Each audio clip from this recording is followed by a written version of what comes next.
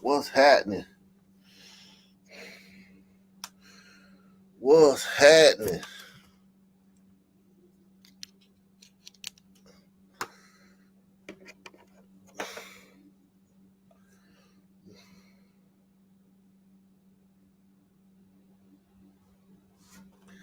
What's happening, man?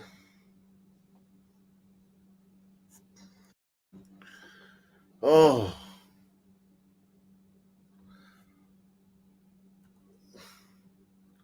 how's everybody doing, man?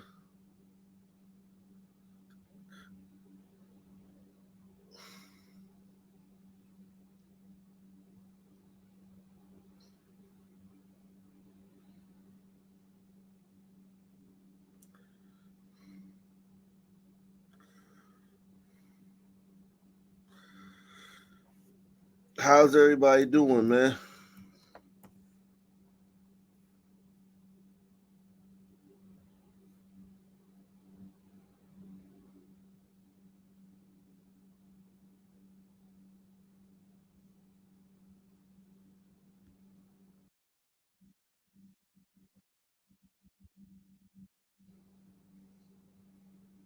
How how's everybody doing? Oh man, we got a great show. We got a great show for you guys. Yo, what the fuck, yo?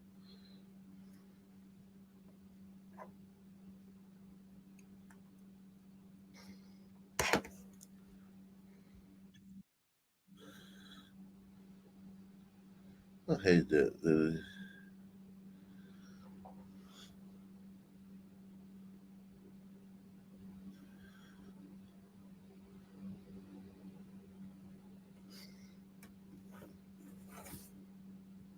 Mm.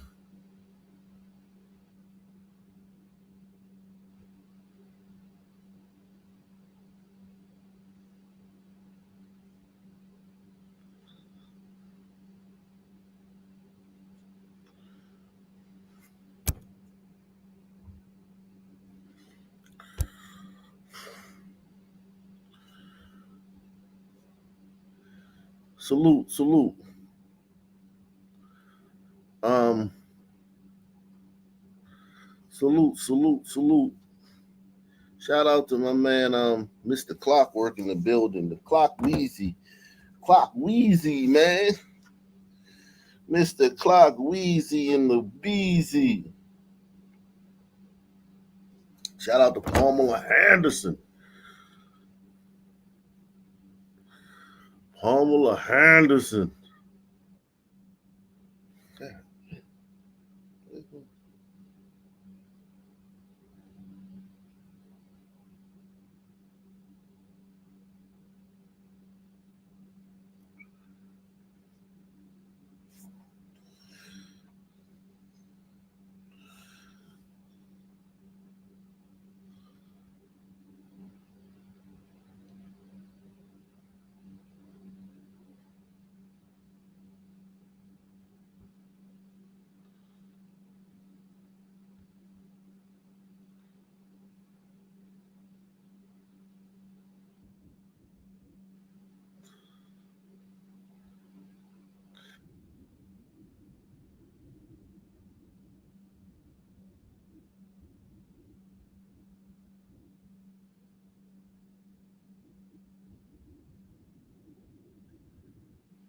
Yeah, we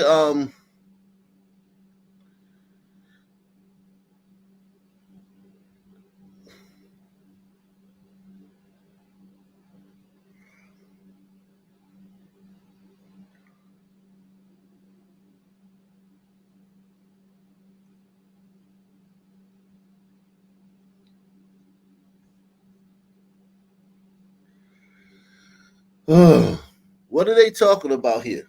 What are they talking about?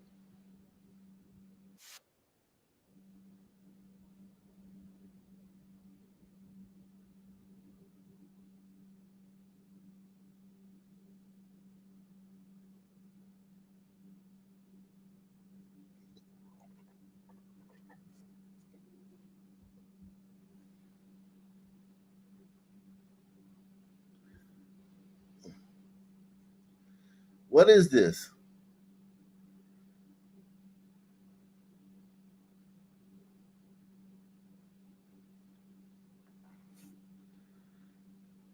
What do they mean? It has begun. What do they mean by that? Let me see. It has begun.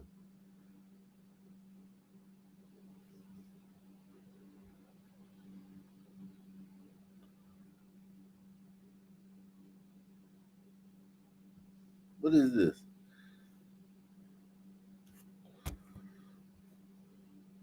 Let me see.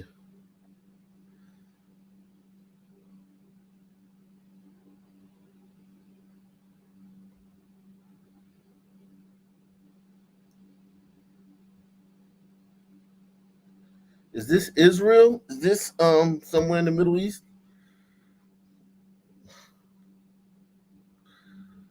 Let's see this, man.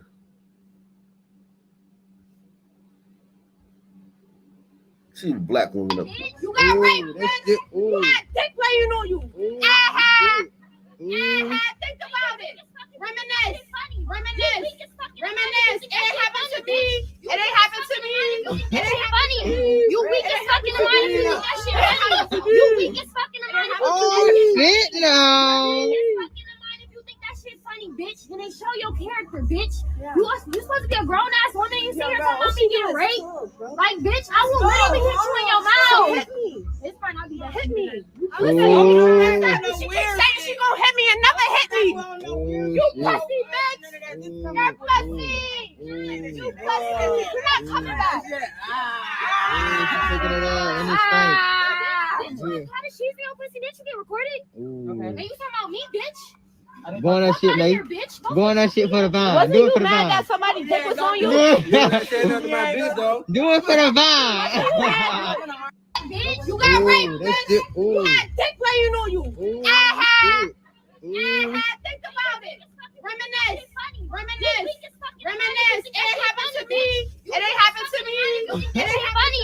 You weak as fuck in the mind if you think that shit funny. You weak as fuck in the mind. Oh shit, no. White people, if y'all microaggress, you white people, how does it feel to know you get in more trouble for microaggressions, man? You get in more trouble for undertones, man. You mispronounce one of their names, man. You get in more trouble for mispronouncing one of their names, man. Look how they treat each other, man. Look how the sisters treat each other, man.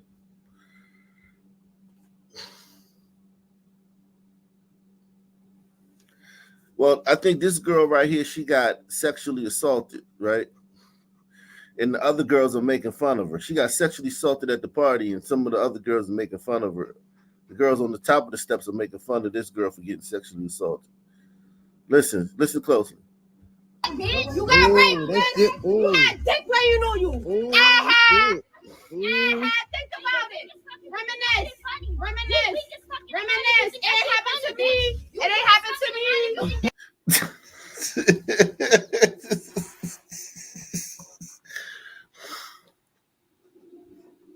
Salute to Mr. Clockwork. He says, challenge met. Raising another 5 to the challenge. The nation to recognize our stand-up friend, like Lichtensteiner glider with the honorific Swiss fisherman. Well, that man, the Swiss fisherman, that's funny. He is officially an Ock Nation Hall of Fame. Swiss fisherman, yeah, man. Shout out to Swiss fisherman, man. Wow, this is how sisters treat each other. But if you white, man, you bet.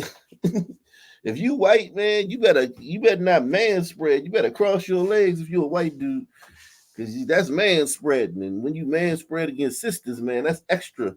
You're uncovering what slavery what did Michael Eric Dyson say? Man, when a white man spreads on a train next to a black woman, that's what's that doing? I'm not good at word salads, man. That's pontificating your prowess, your penile prowess upon the externalities of black, no, should I say noir, dermatosis, while flatulating your exemplary dino ribose in a manner that perpetuates colonization onto the man. Fuck that shit, man. Fuck this shit, man. I need some help.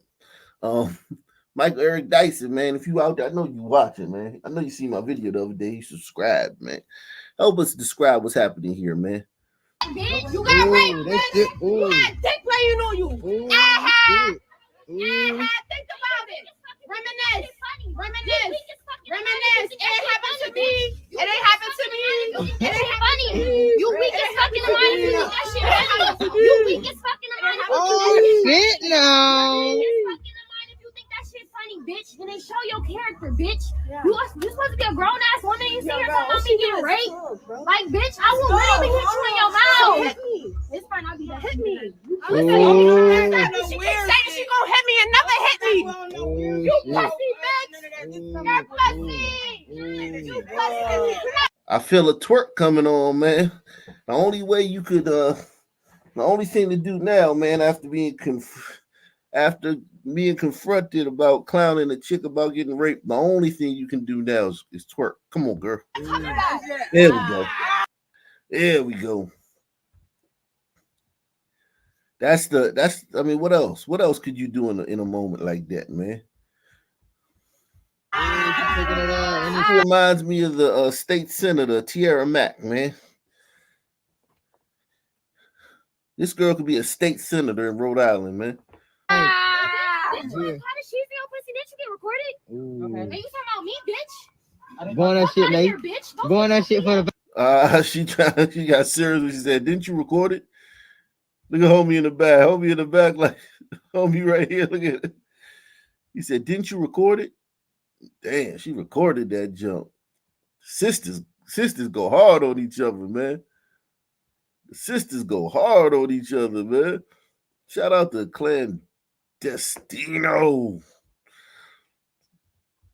Salute the LRS, Op Nation Hall of Famer, coming through once again. I don't know if twerking always ends the discussion. Twerking is a language. I mean, listen, I'm a son. They didn't do that in my day, man. This is like OMG or LOL. This is a new entrance into the son lexicon, man. We didn't twerk back in the day, man. Girls didn't twerk like that in the middle of, hey, man, I just got raped at your party. That's what you get, bitch. And twerking, I don't know.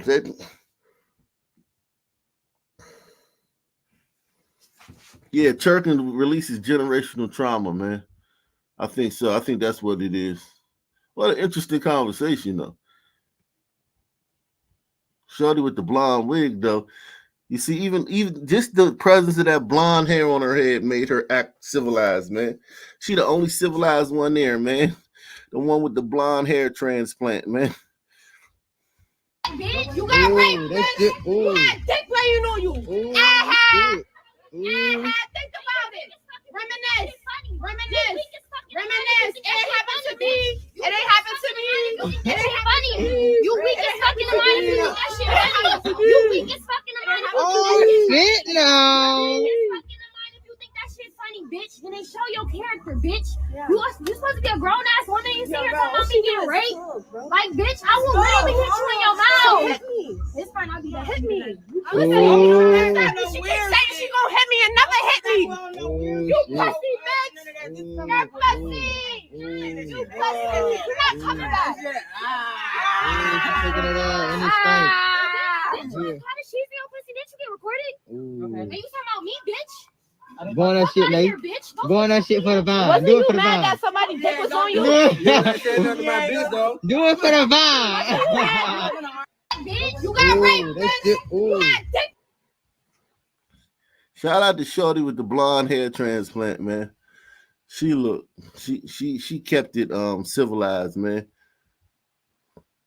Um and Shorty right here with the hat, man. Why you acting all like that? No, you all that man, you just got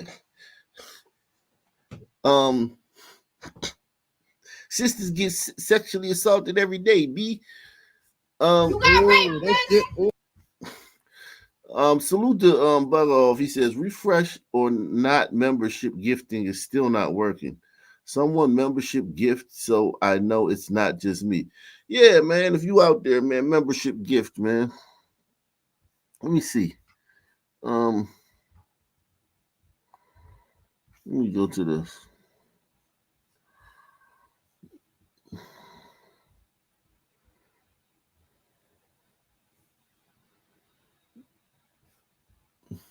Let me see something.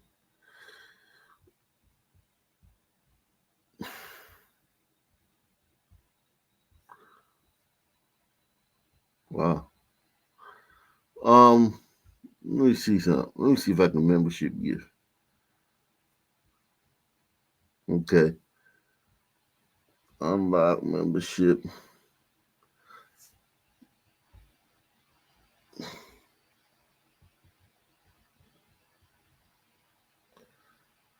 Let me see. Oh, membership gifting. That's I clicked the wrong one. Let me see membership gifting.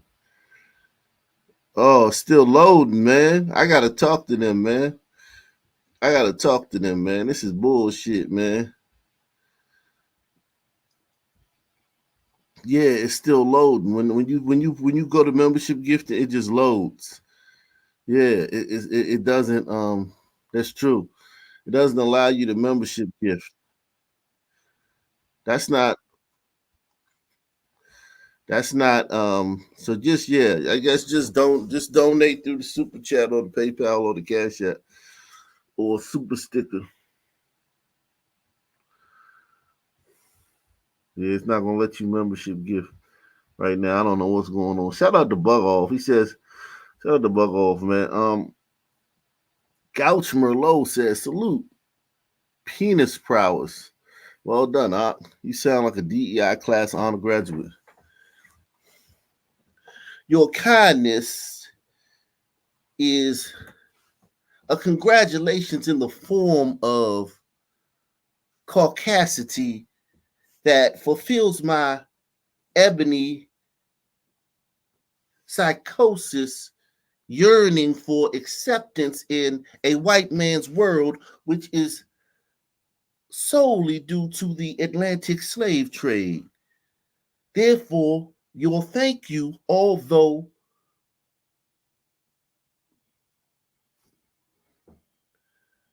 respected, is rejected on the grounds of me being perfected in my blackness.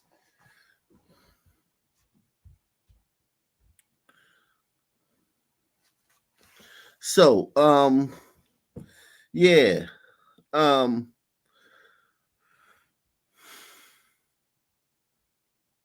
In other words, nice try. Nice try.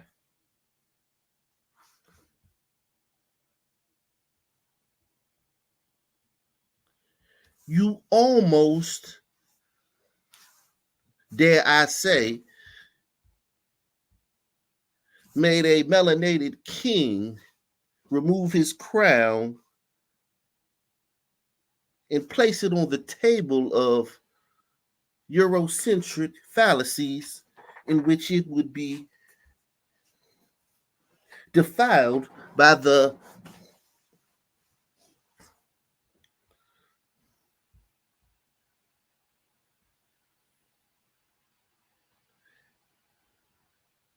Miss Nancy, you sure one fine white woman. Will you meet me at Motel 6, room 3302 at 12 o'clock tonight? Did I just say that? uh, uh, whoa. Excuse me, I didn't mean to say that. Uh,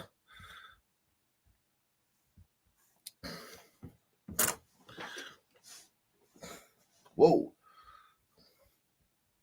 Cut. Cut.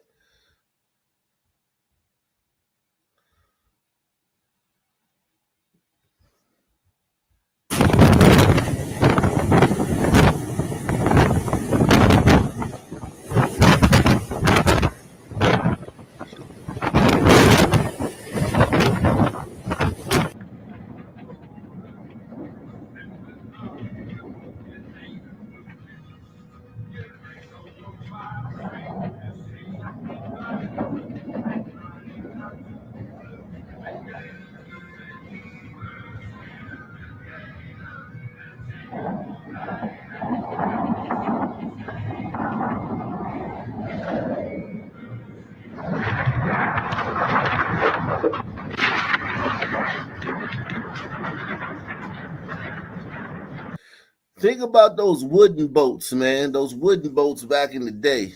How did those wooden boats back in the ships that they transported all the spices and the cocoa and the rum with, man. Think about them boats, man. Made out of wood and infinitely smaller than these boats. Man, those are some brave people back in the day, man. Brave people back in the day, man. Shout out to Louis Barrow, man. He says, "Don't believe Sunman slaves had to be forced to smash glider queens. Some men jumped at the opportunity. Who are we kidding?" The only reason I think they were forced is because the repercussions, man. I think in many ways, I don't think the Sunman didn't want to fuck the glider queens or the misses of the house or the madams, but I think they didn't want to get caught. Because I mean, could you imagine what the man of the house would do in 1804 if he found out one of his slaves slept with his wife? I'm sure some of them was with it. I'm sure some of them liked watching it. I'm sure, but I'm just saying, like ones who didn't want that to happen. Can you imagine what they would do?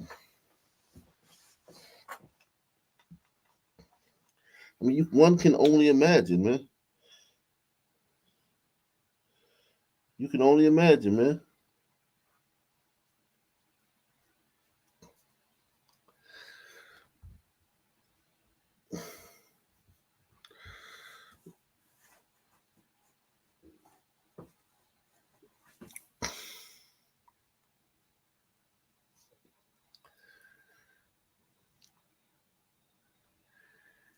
Yeah, it's automatically great by definition. That's a great point.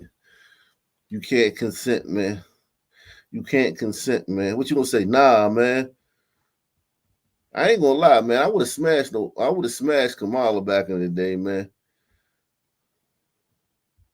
Kamala would have got that work, man. Kamala. Kamala would have got that work.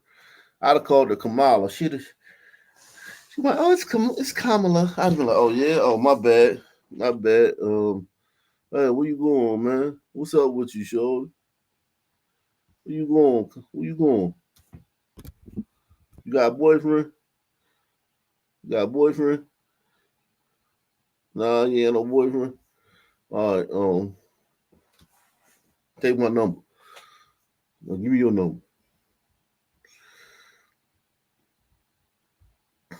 Salute to Romeo do boats, man. He said, "Here's a gift for your son." Who's, yeah. Let me. Did I show y'all a picture of my son recently, man? Yes, I meant to show y'all a picture the other night, man, of my son. A recent picture, man.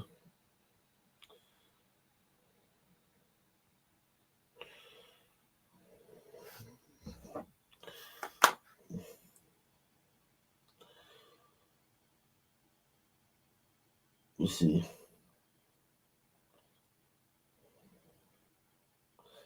Man, man, ain't taking no good pictures of him, man. Okay, here go one.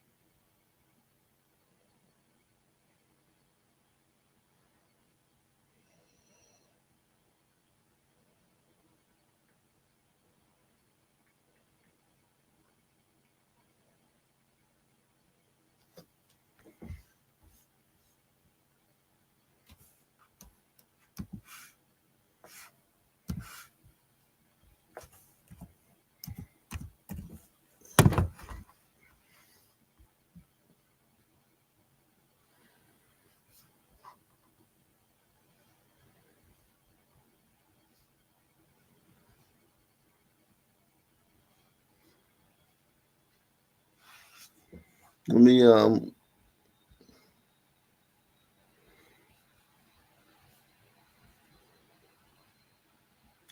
let me see if I can pull these up, man. Um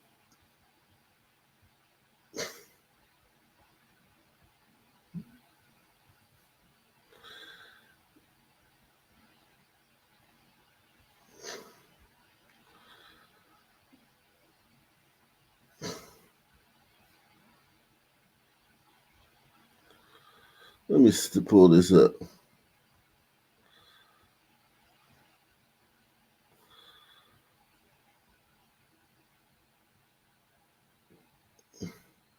Yeah.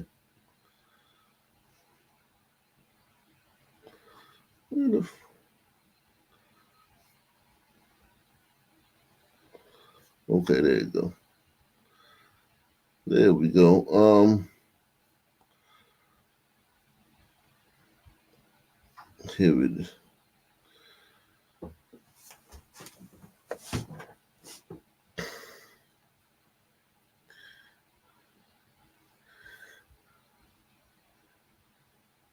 There you go. That's a good.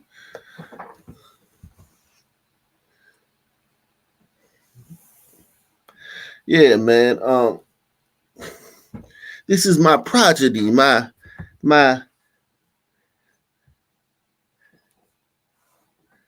the climactic carnation of my ebony essence in the form of a. He said Ed shit.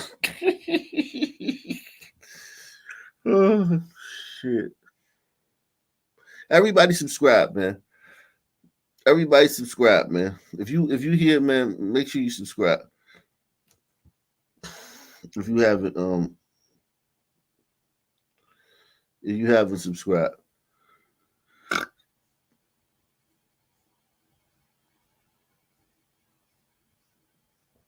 Yeah, man, he's a hell of a guy, man. That's my dude, man. I love me some him, man. I never loved this way again. Let me see. Let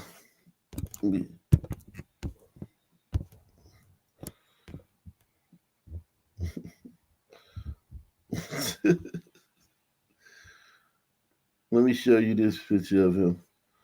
This is a better one.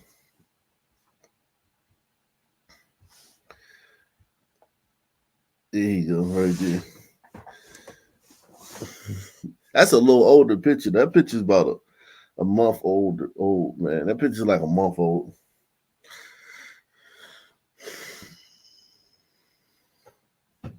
That picture's about a month old.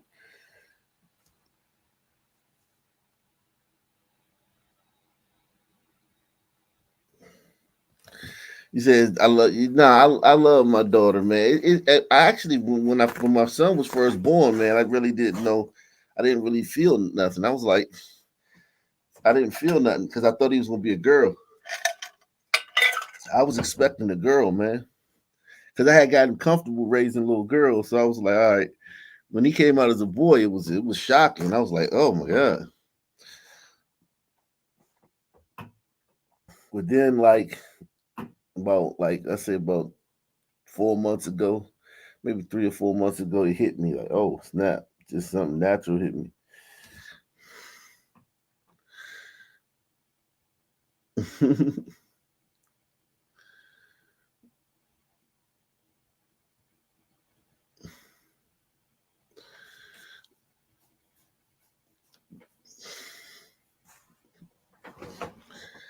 Yeah, man. But yeah. Nah, like my daughter, she's in the air. My daughter, she's in a stage where she be terrorizing my son, man. My son, you gotta be around all the time. If you ain't around, when my daughter's with my daughter be trying to like hurt my son, man. She be trying to like, she be kicking him and hitting him. Be trying to make it look like it's on accident, but she really did it on purpose. Salute Mr. Clockwork says the caucasity is demonstratively reflected of an explicitly historical Sun collective traumacity. Kindly cease and desist people's whitosity hastily. Brother, I couldn't have said it better, but allow me to retort in the manner of the great Paul Robeson, or dare I say W.E.B. Du Bois Frederick Douglass-esque. The conduct of the white man since the Mayflower landed on the shores of this great continent has been, to put it lightly, monstrous, demeaning, and woven into that concept of white or autocraticness has been an unyielding knee, patella tendon on the carotid artery of the Negro.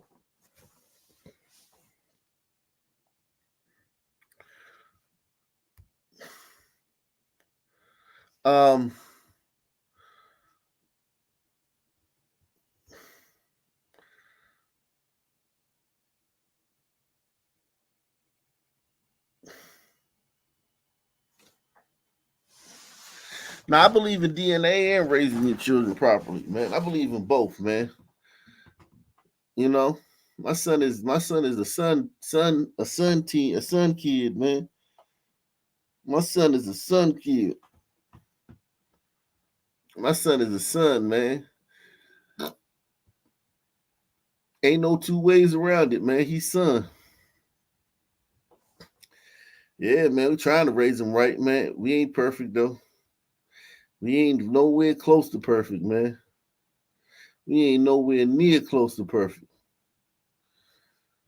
I don't think this is Kamala. This picture right here, though, I think this picture right here has been superimposed, man. I don't think this is her. I think this is somebody who's taken her face and superimposed it on another person's body.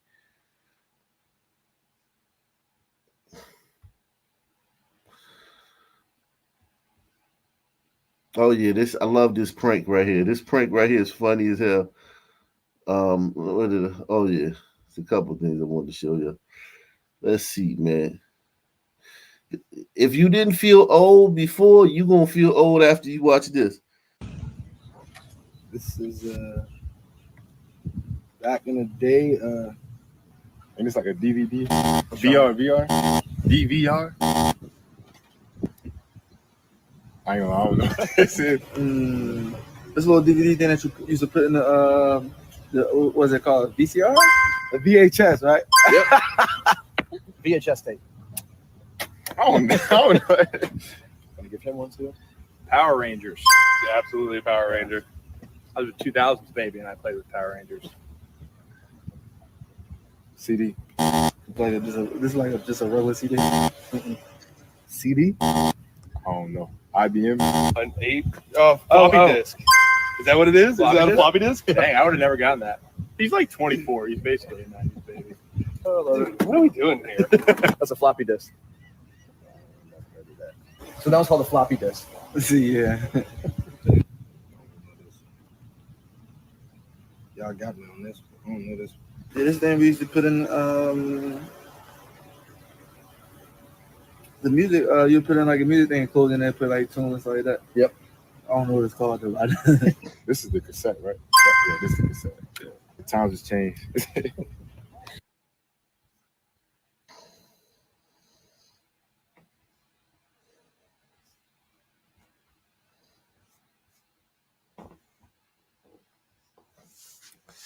That wasn't even a floppy disk. That was a hard disk, man. Pause.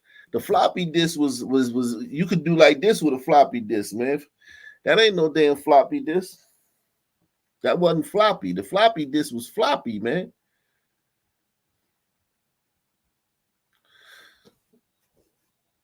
Even the people who did that don't even know what a floppy disk is, man.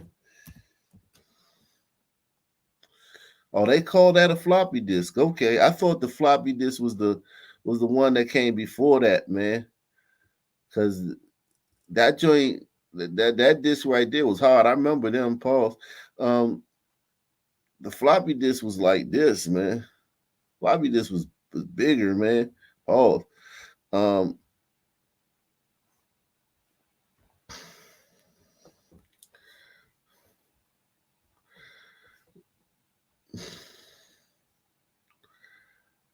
yeah, that was a hard. Yeah, that was a 3.5. Yeah, the 5.2. Yeah, that the 5.25 one. That's the one that you could do like this and it'll just flop.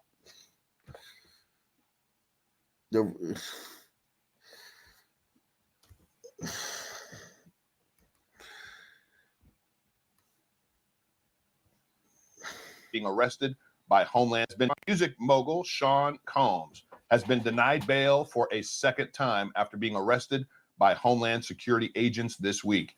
He's been charged with sex trafficking, kidnapping, bribery, and a lot more.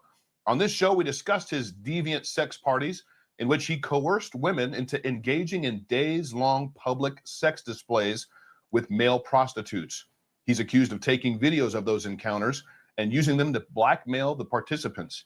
But according to our music industry insider, Sean Combs' crimes could be even worse than what's being described, and other famous faces could also be implicated. Joining me now is founder of Yako Booyans Ministries and my good friend, Yako Booyans. Yako, thank you so much for coming on the show this evening. I know we're hearing a whole lot about what these allegations are, what the charges are, and we're hearing other big names that are supposed to be all wrapped up in it. Tell us, spill the beans. Nothing's off limits, brother. What's going on? Who else is going to be implicated? Who's already implicated in the charges? Who else do you think is going to come up out of this? And do you think Sean Combs is actually going to face jail time? And do you think he's going to?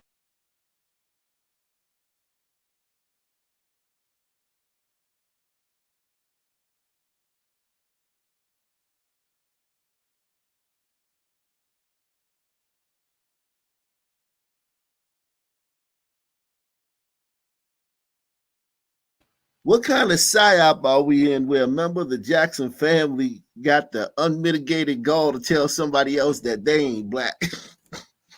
Yeah, we are in a simulation, man.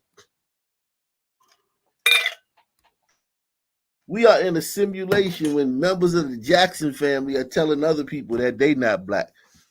That's crazy.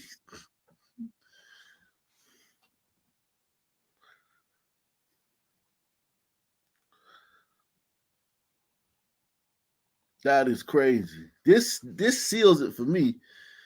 Janet say you ain't black, man. You ain't black, man.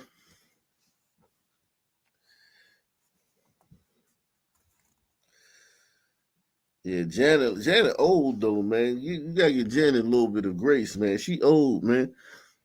That's Penny from Good Times, man. She was on Good Times, man.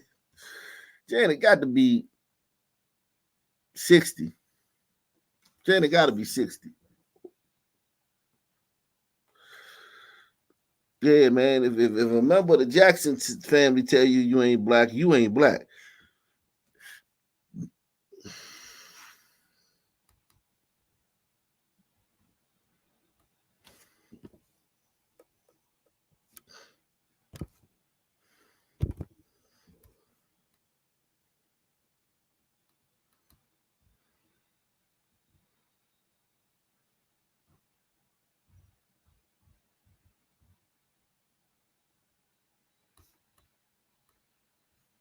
Another sister. Let's see what this sister got to say, man. So I just got word that they are banning Henderson, North Carolina for you truck drivers. Do not take a load going in Henderson, North Carolina. Do not take a load going out of Henderson, North Carolina. They do not get the right, to lynch and unalive a black man like that. They don't get the right to do that. So even though there's a video of him, and regardless, besides the video, there's no evidence of any white person doing anything to him. But they have video of him buying the rope in the Walmart and then walking to the area where he was found dead with the rope around his neck.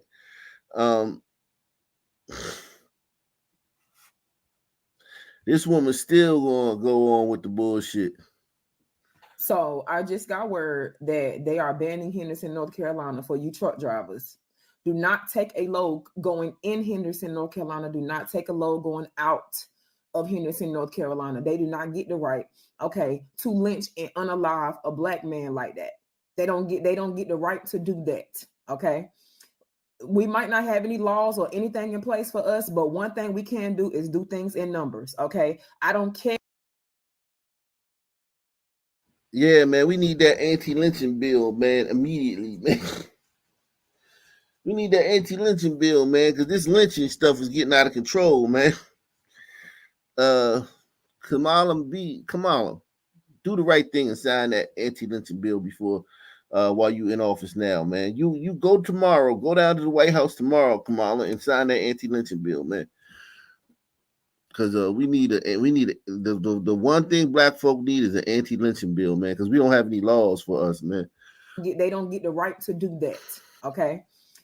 We might not have any laws or anything in place for us, but one thing we can do is do things in numbers. Okay. I don't care about how much they paying y'all. I know the money can be tempting. I know it's hard out here, but you got to stand for something or fall for anything.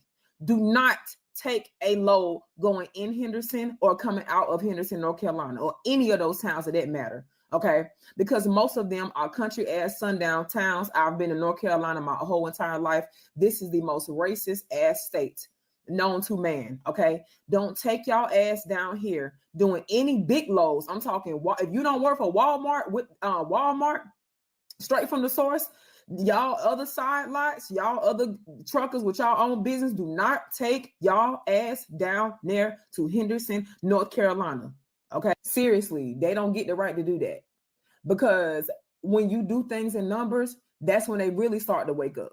We already don't have an anti-hate bill for black people, and I don't want to hear the Emmett Till anti-lynching bill because they're not being specific. Let's be real. Who's really getting lynched in America other than black people? Nobody else is really getting still hung from a tree. Hey, man, she posed the question, y'all. Who's being lynched in America other than black people, man? That's a great question, sister. It shows that you've been observing and you've been watching what's going on in your country, sister. I want to commend you for your ability to observe your surroundings and assess the situations. Salute to you, sister. Shout out to Barry B, man. Saturday night live stream, yeah.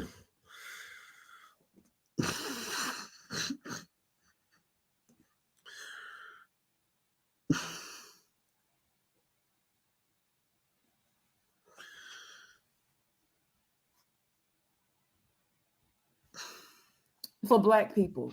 And I don't want to hear the Emmett Till anti-lynching bill because they're not being specific. Let's be real. Who's really getting lynched in America other than black people? Nobody else is really getting still hung from a tree in 2024. So let's keep it real here. Okay. So we're not about to play these games. Y'all send this to every trucker you know. Post this on Facebook of trucking, Instagram of trucking, TikTok of trucking. I don't give a damn. Don't take y'all ass down there to Henderson, North Carolina. All right. You got to stand for something or fall for anything. Y'all got it. Roll with it. Oh, yeah. Let me land a plane with this one because I want to say this one last thing. Far as the Emmett Till anti-lynching bill, they are saying in specifically everybody, nobody gets the right to be lynched. Okay. But they're not being specific. And realistically, the only people that have honestly been getting lynched is black people. Okay. We need more sisters like her to address the real issues that are plaguing our community, man. Thank you, sister, for addressing the real issues, man, plaguing the black community in America, man. Let's see the comment section, man. First, before I go to the comment section, man, what do you guys think the comment section is going to look like? What do you guys think the comment section is going to look like? You think she's going to have detractors? What do you think it's going to look like? Supporters, detractors, people clowning her, making light of her concerns?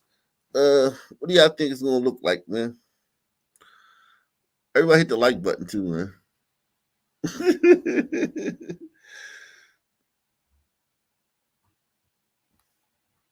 Okay, let's see, man.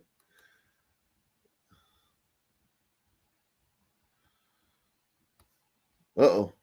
Remember, I said there's a former police was found a little bit. Right over there is where Javion was found.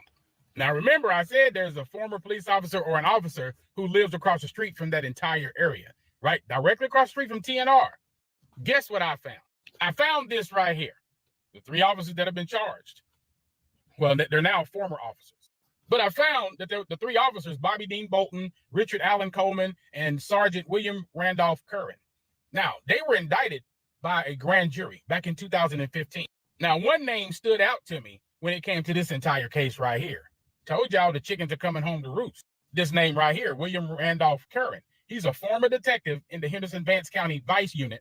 Now, Curran and these other 2 detectives or officers, deputies, they're all former. They were charged with delivering narcotics to a suspected narcotics dealer. Whoa. Curran is also charged with keeping 2 handguns and a pair of binoculars seized during a narcotics raid. He was also charged and caught with taking out he took a scope off of a seized rifle, but also changed his out. He put his old one on there and took the new one. I mean, it's a lot of stuff. So as I was digging, I saw that he is on the Brady list. Yeah, he's on the Brady list. And he's the one who lives on that road. But as I was looking at the Brady list in that county right there, I found some other stuff. I found this officer on the Brady list, this officer on the Brady list, this officer on the Brady list, again, another officer on the Brady list, and yet again, and again. That solves it, man. He was lynched, man. His brother done solved the case, man, and cracked the case, man. Shout out to you, brother. Again, yet another, and another, and yet another. And you guessed it, another. Sheriff Brain, is this why you obscured and messed up and tried to block the 911 caller? You made all the voices sound kind of different. You didn't want to, what's going on? Is this why? I don't think that y'all expected this thing to hit the internet like it does. I think that's why you guys are trying to get rid of this type of app, because the public is finding out nationwide that the chickens are getting ready to come home to roost. This is 2024. God is pulling off the fig leaves. And guess what? This app is the light to all the darkness that is going on in the world. Click.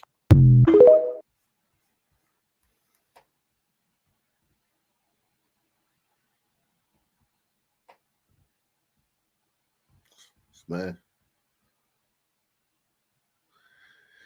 Stu says, hang on. So police find rope packaging confirmed sold at Walmart and bought by him. Police have video footage of him parking his truck near the scene, walking to the woods with something in his hand, returns to the truck without said things in his hand, no defensive wounds or signs of struggle, gave a homeless man $228 and said, I wish I could give you more. He wasn't hanging. He was seated. The rope was tied in a knot. What am I missing here that is making people believe this was some kind of attack instead of someone sadly taking their life?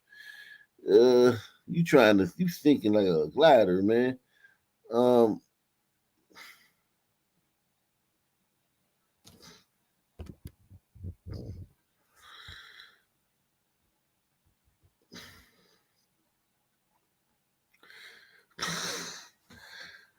No black people are being lynched in America, at least not by some small town white dudes. Come on, man.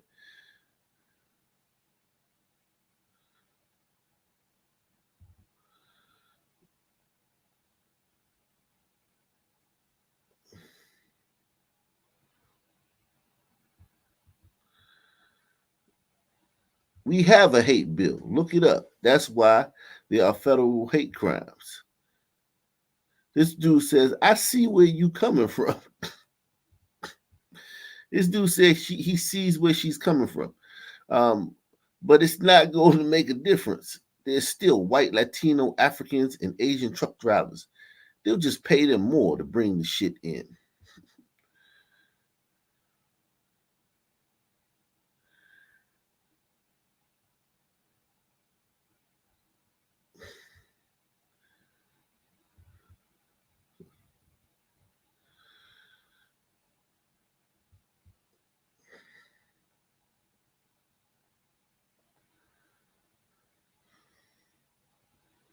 Henderson, North Carolina is 63% black. You're telling me that the measly 2.3% white people are the reason that town sucks?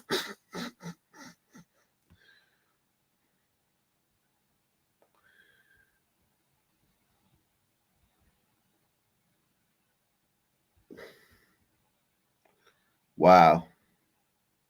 Unbelievable.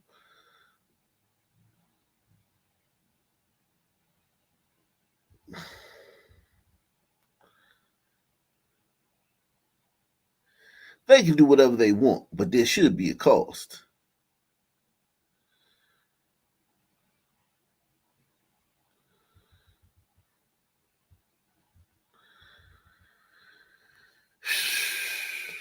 Man, black people are exhausted, man. Y'all are exhausted, man. Y'all are exhausting.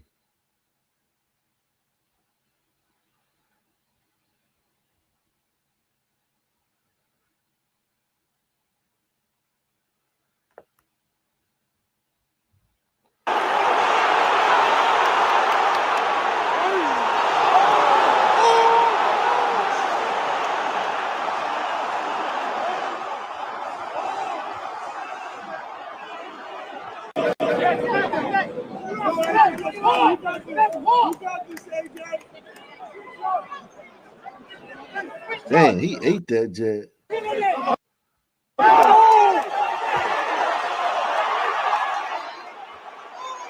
Oh.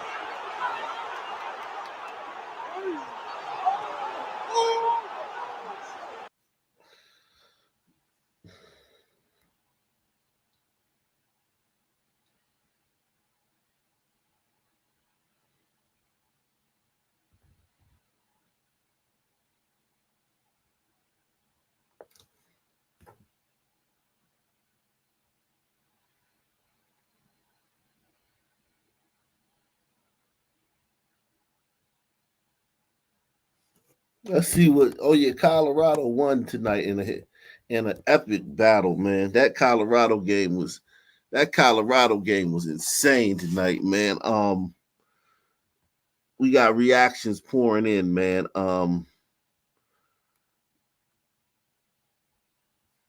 Reactions pouring in from that epic Colorado matchup, man. Shout out to Bugger Off, man. Jason Whitlock says Baylor's head coach owes his team an apology for calling that timeout and then calling that defense. He left the corner one-on-one and then flushed the QB towards him. Unreal. Wow. I don't know if the head coach makes the call like that, maybe the defensive coordinator, but there's nothing you can really do when Shador was making plays like that all night, man. From what I saw, man. You know, I think he probably, if I'm a defensive coach, what can you do? He's every time you get a hand on him, he breaks away and runs and dukes and all this stuff. I mean, he was on fire tonight, man. Steve Kim, is this the Korean Cosell, man? He says Colorado found a way, but again, how sustainable is this? They really got outplayed tonight, but the Buffs remain in a compelling college football reality show. Well, at least, man, listen, Miami struggled today too, man. Miami struggled against South Florida, man. I think Steve Kim got a lot more to worry about other than what we doing over here at Colorado, man. I think he need to worry about what they doing in Miami, man. They're struggling with South Florida. We don't have Ball State on our schedule, Steve. The scrub team we played was North Dakota State. But yeah, that was a great game, man. That Colorado game was great, man. I thoroughly enjoyed that, man. I'm gonna show you how to play the yeah, here's the Hail Mary to Wester. Just like in 94, it was to Westbrook. In 2024, it was the Wester. Wow, the symmetry, man, there, man. Wester, Westbrook. And it was a black quarterback thrown each time. Cordell Stewart and now Deion Sanders, man. Shedeur Sanders.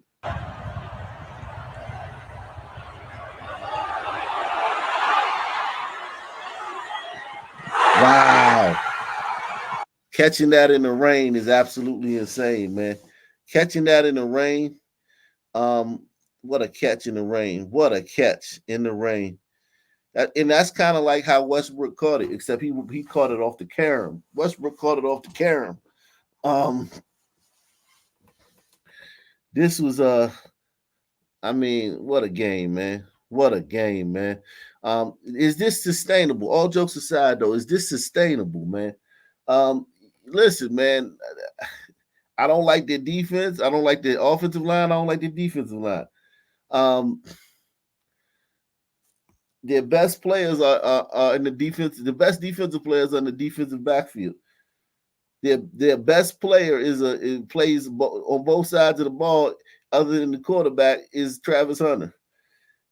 If you got Travis Hunter, let me just basically say this game was basically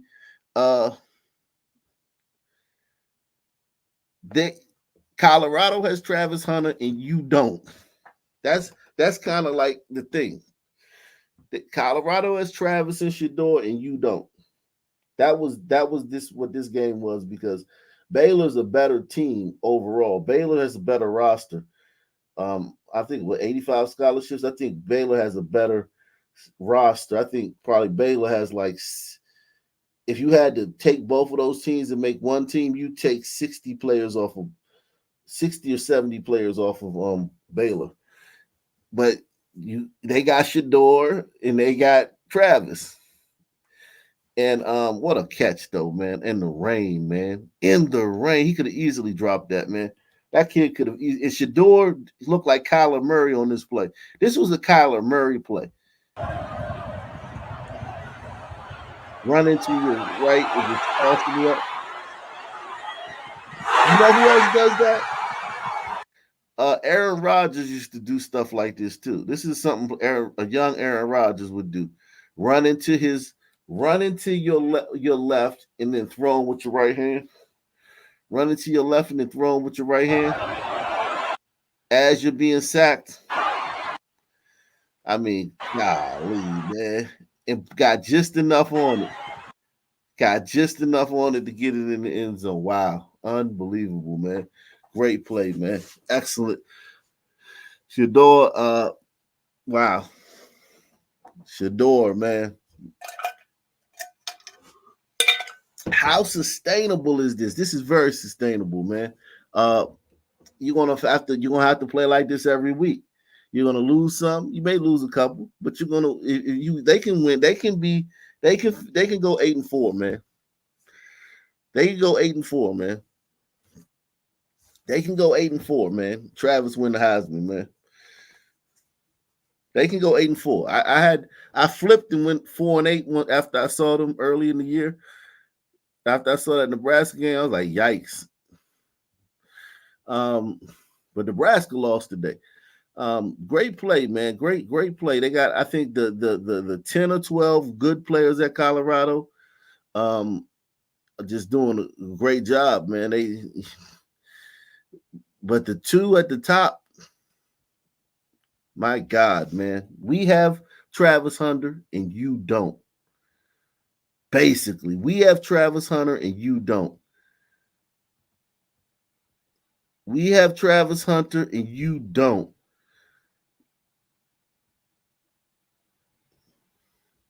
That's basically it. Last play of the game. We have Travis Hunter and you don't. Last play of the game. He goes right there. Travis Hunter. Boom. Fumble out the back of the end zone. Touchback. Game over. We have Travis Hunter and you don't.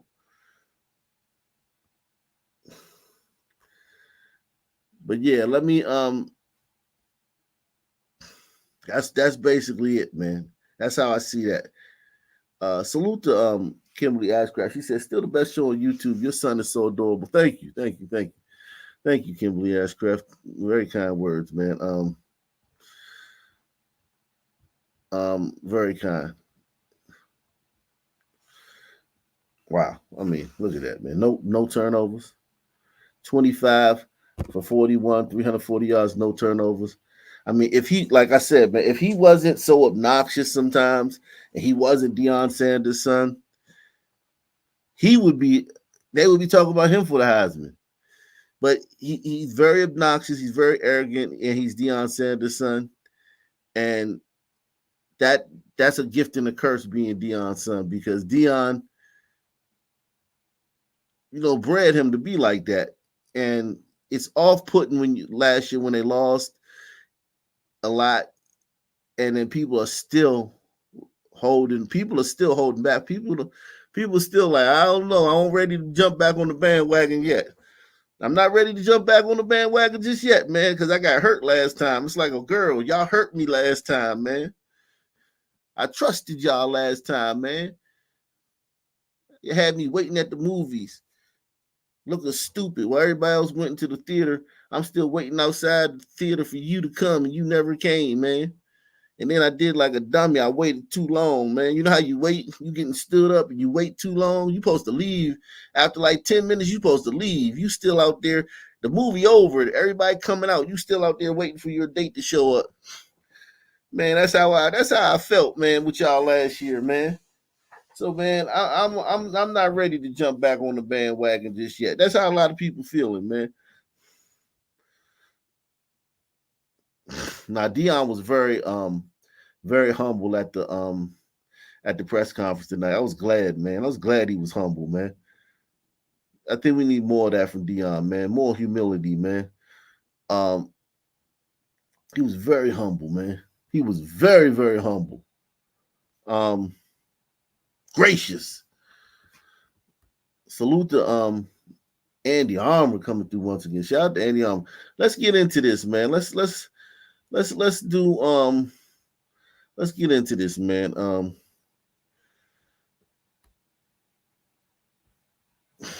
He said Deion learned from last year. Yeah. Deion know he gotta, it can all turn around just like that. And you can't buy a win. They got too many flaws to be humble. The kicker's horrible. One of the kickers got hurt today. They gave up like 1,000 yards in returns. Their special teams is horrible. The kicking game is horrible. The D line is below substandard. The offensive line is substandard, but a little bit better than last year. At least they give Shador enough time to at least escape, even though he's always having to escape. But they have Travis Hunter, they have Shador Sanders, and you don't.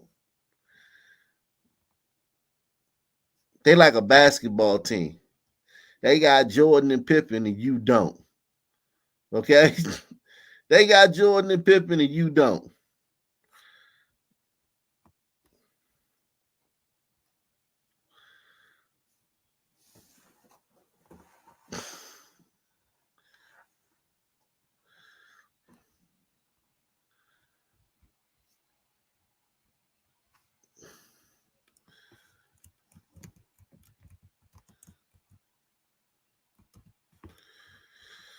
Andrew Schulz.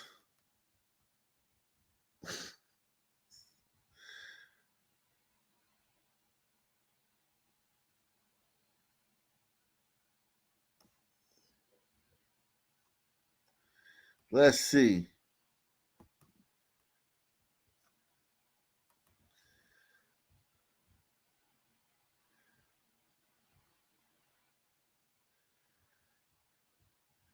Where is he? Where's his?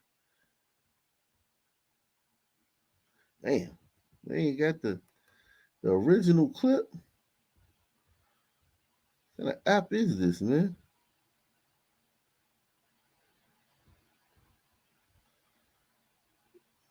Okay, here it is. Here it is. I think this is it. What is the black girlfriend effect? This is you don't know about glow up the other culture. Yeah, so you'll see a guy who's had a black girlfriend. All of a sudden, he's got buzz cut. These two people are British. They have a very popular they pander to women, but they have a very popular podcast over there. Let me drop the link, man, too, man. Let me drop the link if you know anything about this, man. They have a very popular podcast in across the pond, man, in England, where they talk about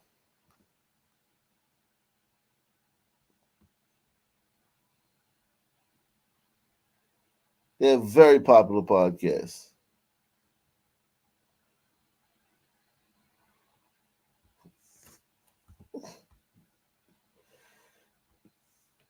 And as you're gonna see, we gotta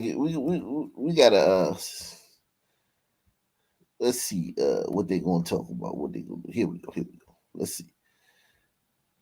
What is the black girlfriend effect? This is you don't know about glow up the other culture. Yeah, so you'll see a guy who's had a black girlfriend. All of a sudden, he's got buzz cut, like clean shape up. Close up, bro. Yeah, I like that. I like that. They shave their hair because they start losing it. Because they're so stressed being around this black girl complaining about shit all the fucking time. That's why they gotta shave their hair. Nah, bro. White guys with black girlfriends, they grow a beard because there's more cushion when they get slapped the fuck out of. That's hilarious. I think the black girlfriend effect. It might be a protective instinct, bro. You think? Protective. Yeah. Do you guys have you ever had black girlfriends? Yeah. Have you ever had white girls? Yeah. Oh wow. Okay. What's your favorite?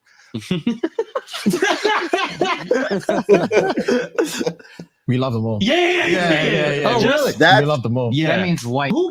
This is the part that black women were mad about. This is the part that black women were so mad about. This part right here. This is the part that black women were so mad about. Because this is the part right here. Watch. You think? Protective. Do you guys have you ever had black girlfriends? Yeah. Have you ever had white girls? Yeah. Oh wow. Okay. What's your favorite?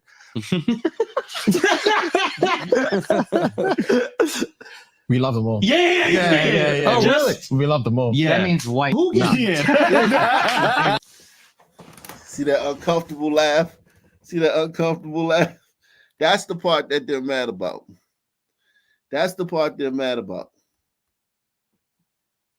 Do you agree with that, Nick Town? That's the part they're mad about? Most likely, yeah. Because he's a fucking comedian, man. Like, he's a comedian. Like, he literally does stand up. And this is his own show where he does comedy. It's comedy. Like, yeah. I guess it's supposed to, like, this the sensitivity shit and comedy, it just doesn't mix, man.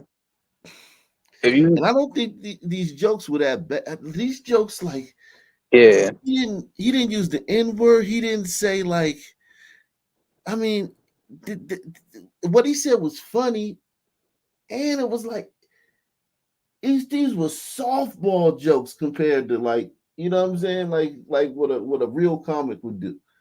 We're talking about black women. Yeah, Even Bill Burr would go harder than on black women than this. Yeah, this was really tame. It just shows you how sensitive certain groups of people are. You know, if you want to cater to them, just know that they basically don't want you to talk about them at all unless you're kissing their ass. Yeah, but that group right there, I mean, any comedy show you go to, the black comedian is gonna dog out the white people in the crowd. He gonna see a white person in the crowd. He gonna say, "Oh, little white dude," and just He's gonna imitate. He's gonna like imitate their voice. You know, do the white dude voice. Bro, That's why I don't like how I don't like the sensitivity shit from niggas. If Negroes were like more sensitive towards other groups of people, I wouldn't mind it as much. But niggas are like the least sensitive to every other group of people, but they want you to be the most sensitive towards them. And I just think that's some bullshit to me. Yeah, your mic, you sound like you on a spaceship or something, man, tonight, man. I'm coming back. What is the black girlfriend effect? This is you don't know about this. glow up the other culture. Yeah, so you'll see a guy who's had a black girlfriend. All of a sudden, he's got buzz cut, like clean shape up. Glows up, bro. I like that. I like that. They Yeah. shave their hair because they start losing it. Because they're so stressed being around this black girl complaining about shit all the fucking time. That's why they gotta shave their hair. Nah, bro. White guys with black girlfriends, they grow a step- beard they step their because dick there's up. more cushion when they get slapped the fuck out of. That's hilarious. I think the black girlfriend effect. It might be a protective instinct, bro. You think? Protective. Do you guys have you ever had black girlfriends? Yeah. Have you ever had white girls? Yeah. Oh wow. Okay. What's your favorite?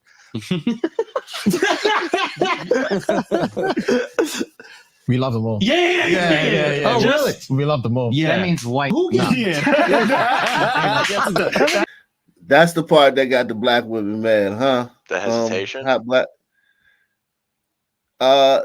When they said which one they like more, yeah. I mean, not even the hesitation, just the uncomfortable, like the obvious body language, that everyone knows, like anybody with a sixth sense, with a a gut feeling knows that they think white women are better. You know what I'm saying? Well, some women have a gut sense that they're not as attractive as other groups of women, and generally speaking, that seems to be correct.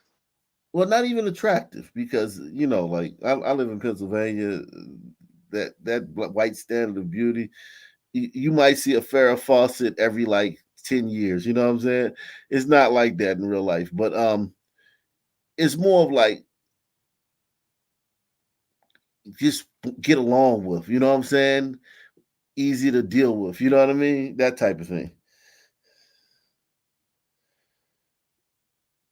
I think that's what it is. I don't think there's a goddamn Scarlett Johansson's just walking around everywhere. No, I don't think that either. I just think black women are, they have pretty huge insecurities that they project onto everybody else. Oh, okay. You talking about from themselves? Yeah. Yeah, and they feel the worst. Like nobody feels worse about black women than themselves. So yeah. What do you think, Yakub Floyd? What are your thoughts? I think these two dudes got really nervous when he asked them this question, because they instantly knew they're gonna get backlash from sisters. like Andrew, I prefer the human ones. Yeah, right. They did get it though. They did get the backlash. We're gonna get into that though. They calling you Swiss fisherman, Yakub. Yeah, I saw that. Thank you for that, Mr. Clockwork. Swiss fisherman. Yikes. So let's hear this brother right here. He had a problem with the jokes that white dude told on his own show, that white comedian told on his own podcast. This dude is a CNN. He's on Monday Night Football, analyst for CNN, and he's on First Take, and he's on NFL Today. He's an NFL analyst. So he took time out of his own podcast to tell the white comedian what type of jokes to tell on his own podcast. He has his own thing, uncomfortable conversations with a black man. No, this is not Emmanuel Acho. This guy hates Emmanuel Acho. He actually despises Emmanuel Acho, because Emmanuel Acho is like Clarence Thomas to him. That's how far to the left this guy is. That Emmanuel Acho is basically Clarence Thomas. The first thing is, when you think about the two podcasters from the UK, is we don't know if the black experience there is the same as the black experience for African Americans or black people that grew. So he's othering them, man. He's othering the brothers from. We don't know if their blackness is the same as our blackness. I'm sure Yeah, because obviously, because they sat there and laughed at the white dudes, or they went on a white comedian show and they laughed at his jokes. To be on this media tour in the U.S. and to sit with Andrew Schulz was a big thing for them. I don't care if it was a big thing. And in addressing Andrew Schulz, who I do think is funny, who sits with Charlemagne and has some of these discussions about the culture, I believe he got too comfortable. So I would like to explain some things to him. Negro, you are wearing a cotton knitted shirt. You're culturally appropriating. Like, go throw on a goddamn loincloth, a goddamn antelope skin or some shit, man. You got a watch, man. That's a Swiss timepiece you got right there, man. Go look at the sun, man, and tell what time it is from looking at the sun, man. You literally got all your shots. You probably been to the dentist 1,000 times, man. You ain't doing nothing but white stuff from white culture. Everything you do, your hair, the clippers that made your hairline, you got a nice hairline too, man. Salute to you, man. The clippers that made your hairline are white invention, man. Listen, the metal, and there's more metal on your index finger, on your ring finger than there was in all of sub-Saharan Africa 500 years ago. What are you talking about, man? Culture, somebody else's culture. This camera that you're on, this couch that you're sitting on, that those suits you wear on Monday Night Football and inside the NFL, or not inside the NFL, but whatever the show on ESPN is, all that stuff was created by white folk, man. What you talking about, man? I want to explain to him the black experience, the black woman experience from my point of view. It was watching my mother start from a bank teller and work her way up for decades. He's really going to go. He's really going there off those two softball jokes. He's really going Martin Luther King, Farrakhan III off of those two jokes. Triggered dark butt. Run her own collateral department, only to be mistreated when the bank was sold to another bank, and be so sick on Sunday that I finally had to say, "Hey, Mom, you're old enough to retire." It was to see her go to that same job, 8 to 5, to be treated anyway that she had to be treated because she only had a high school diploma, and then he's a mommy boy. He's really going to do this, man. He putting all this on Andrew Schulz two jokes. And he think about those two Andrew Schulz jokes. He didn't really say nothing about black women. He said something about the man. He said the man shaves his head because it's falling out dealing with a black woman. He wears a beard to cushion from being slapped by a black woman. Like, he didn't really like those. That's as tame of jokes as you can get, man, from a comedian who's a edgy comedian. And this guy's going full. I'm not talking about half. He's going full. W.E.B. Booker T. Kendi X. Tahani Coates. He's going all that over that. Jokes a comedian said on his own podcast.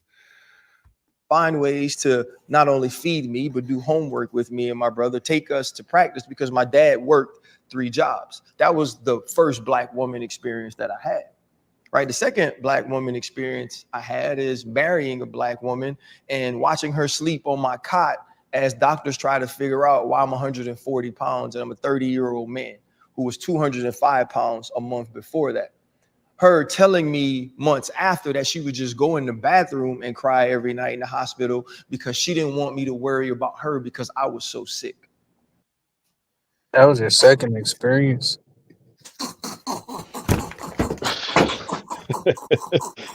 Your first my second experience with a black woman. The connection You he's ain't had no making girlfriends, is dog. You went straight from your mama's house to get married. You ain't smut no dark butts out. Like you ain't have a art. Oh no, this a sun man. You ain't smut no melungeons out. You ain't had no melungeons smut out art in between your first and second experience. Yo, this dude is a nut, man. The fact that he works for ESPN, and he's on First Take every day and on Get Up and all those shows every day, and he's even lowering himself to talk about something a white comedian said on his own channel. It's just insane, man. Those brothers over on ESPN, between him, Shannon Sharp, Stephen A. Smith, like, if I'm ESPN, I'm like, yo, what are we doing? These dudes is weird. Why they not just being regular? Yeah. Why they every day they on some bullshit? Right, for her to hold my family together so I could be in the household with my children when I was doing things and I wasn't shit. That's the black woman experience. The black woman experience is black women caring so much about the nuclear black family, black women taking care of young black men to teach them how to be leaders, to teach them how to be strong. Which is why the community is the way it is. So Yeah. what about your community says that's what's going on, Ryan Clark? And he's from Louisiana, I think Metairie, some shit like that. He's from outside of That's right around where I'm from. I got a black woman experience too. Speaking of that, from New Orleans, just one that came to my mind. One time I walked out of my apartment in downtown New Orleans. I was going towards Canal Street, and lo and behold, down the street came a whole gang of sisters, but there was two like 300, 400-pound sisters that were like beating the shit out of each other and just rolling down the street in, fighting and shit. And I've always remembered that as being like very striking. Yeah, man. This dude, like, for him to say that and to be from Louisiana, which is, the worst, like that's the worst son, the Blakistan province, right? I mean, it's up there. As far as education, I think it is last in education. And Mississippi, probably the only worst one. Worse than Baltimore? Oh yeah. Louisiana is. No, I think Baltimore's worse than New Orleans, but New Orleans used to be really, really bad. But I think it's probably better than Baltimore. It's now. like New Orleans 0% versus like 0.5%. I think the reason I think Baltimore, Louisiana is a little bit worse than Baltimore. Baltimore's in the northeast. It's proximal to the capital of America. New Orleans, and when I said Louisiana, because New Orleans, Louisiana, they have those are some backwards, But there's savages in Baton Rouge. There's savages in Bogalusa. I mean, it's a lot of places. Shreveport, yeah. Yeah, I mean, it's all bad down there. Yeah, but Jackson, Mississippi, might give them a run for the money. But I think the stats, though, I'm just talking about statistically. I think Louisiana's last in a lot of stuff, man. When it comes to black folk. Caring so much about the nuclear black family, black women taking care of young black men to teach them how to be leaders, to teach them how to be strong, to teach them how to care about their God, about their family, and it's about their communities, and to raise their young black women to be independent enough to take care of themselves, but to understand how to support a family, how to support a man, while also understanding how to get it on your own. That's the black woman experience. Yo, man, you could have just said, "Hey, white boy, man, I ain't like that joke, man. Yeah. When I see you, it's up." Like it could have just been that, man. This nigga started talking about the nuclear family and like, come on, man. A whole bunch of shit that everybody else does more frequently, I might add. He giving the white dude so much like power, and like that white comedian is just like a godlike creature now that like his jokes can destabilize Blakistan, shake the foundations of Blakistan to its core. For some reason, nobody else's sister experiences matter in this conversation.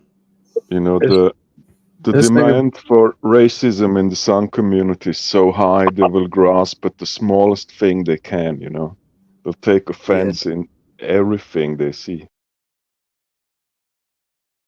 Yeah, man, this is sad, man. He doesn't understand how embarrassing this is too. Like, this is embarrassing This should have been you shouldn't have made this video, but if you made it, it should have been 30-second stops. 30 seconds would have been too long. Yeah, I seen your podcast the other day, Andrew Schulz, man, talking about black women, man. You get a little too comfortable, talking about the culture, man. I know you hanging with Charlamagne and stuff, man, but you know what I'm saying? Still remember, man, you a guest in this house, man. Always remember that. And that would have been too much. That would have been too much. Because it was like you should have never even said that in the first place. Experience that I know. The reason that black women are tough is because when you're mistreated in the way that black women are, if you're not tough, you just die off. You don't survive. That's the black woman experience. Dude look like he tired of that shit too. You just die off. You don't survive.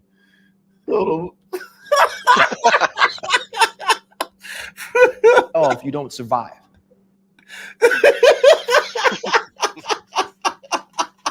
He like, oh shit, this nigga over here he got us all looking crazy, man. Okay.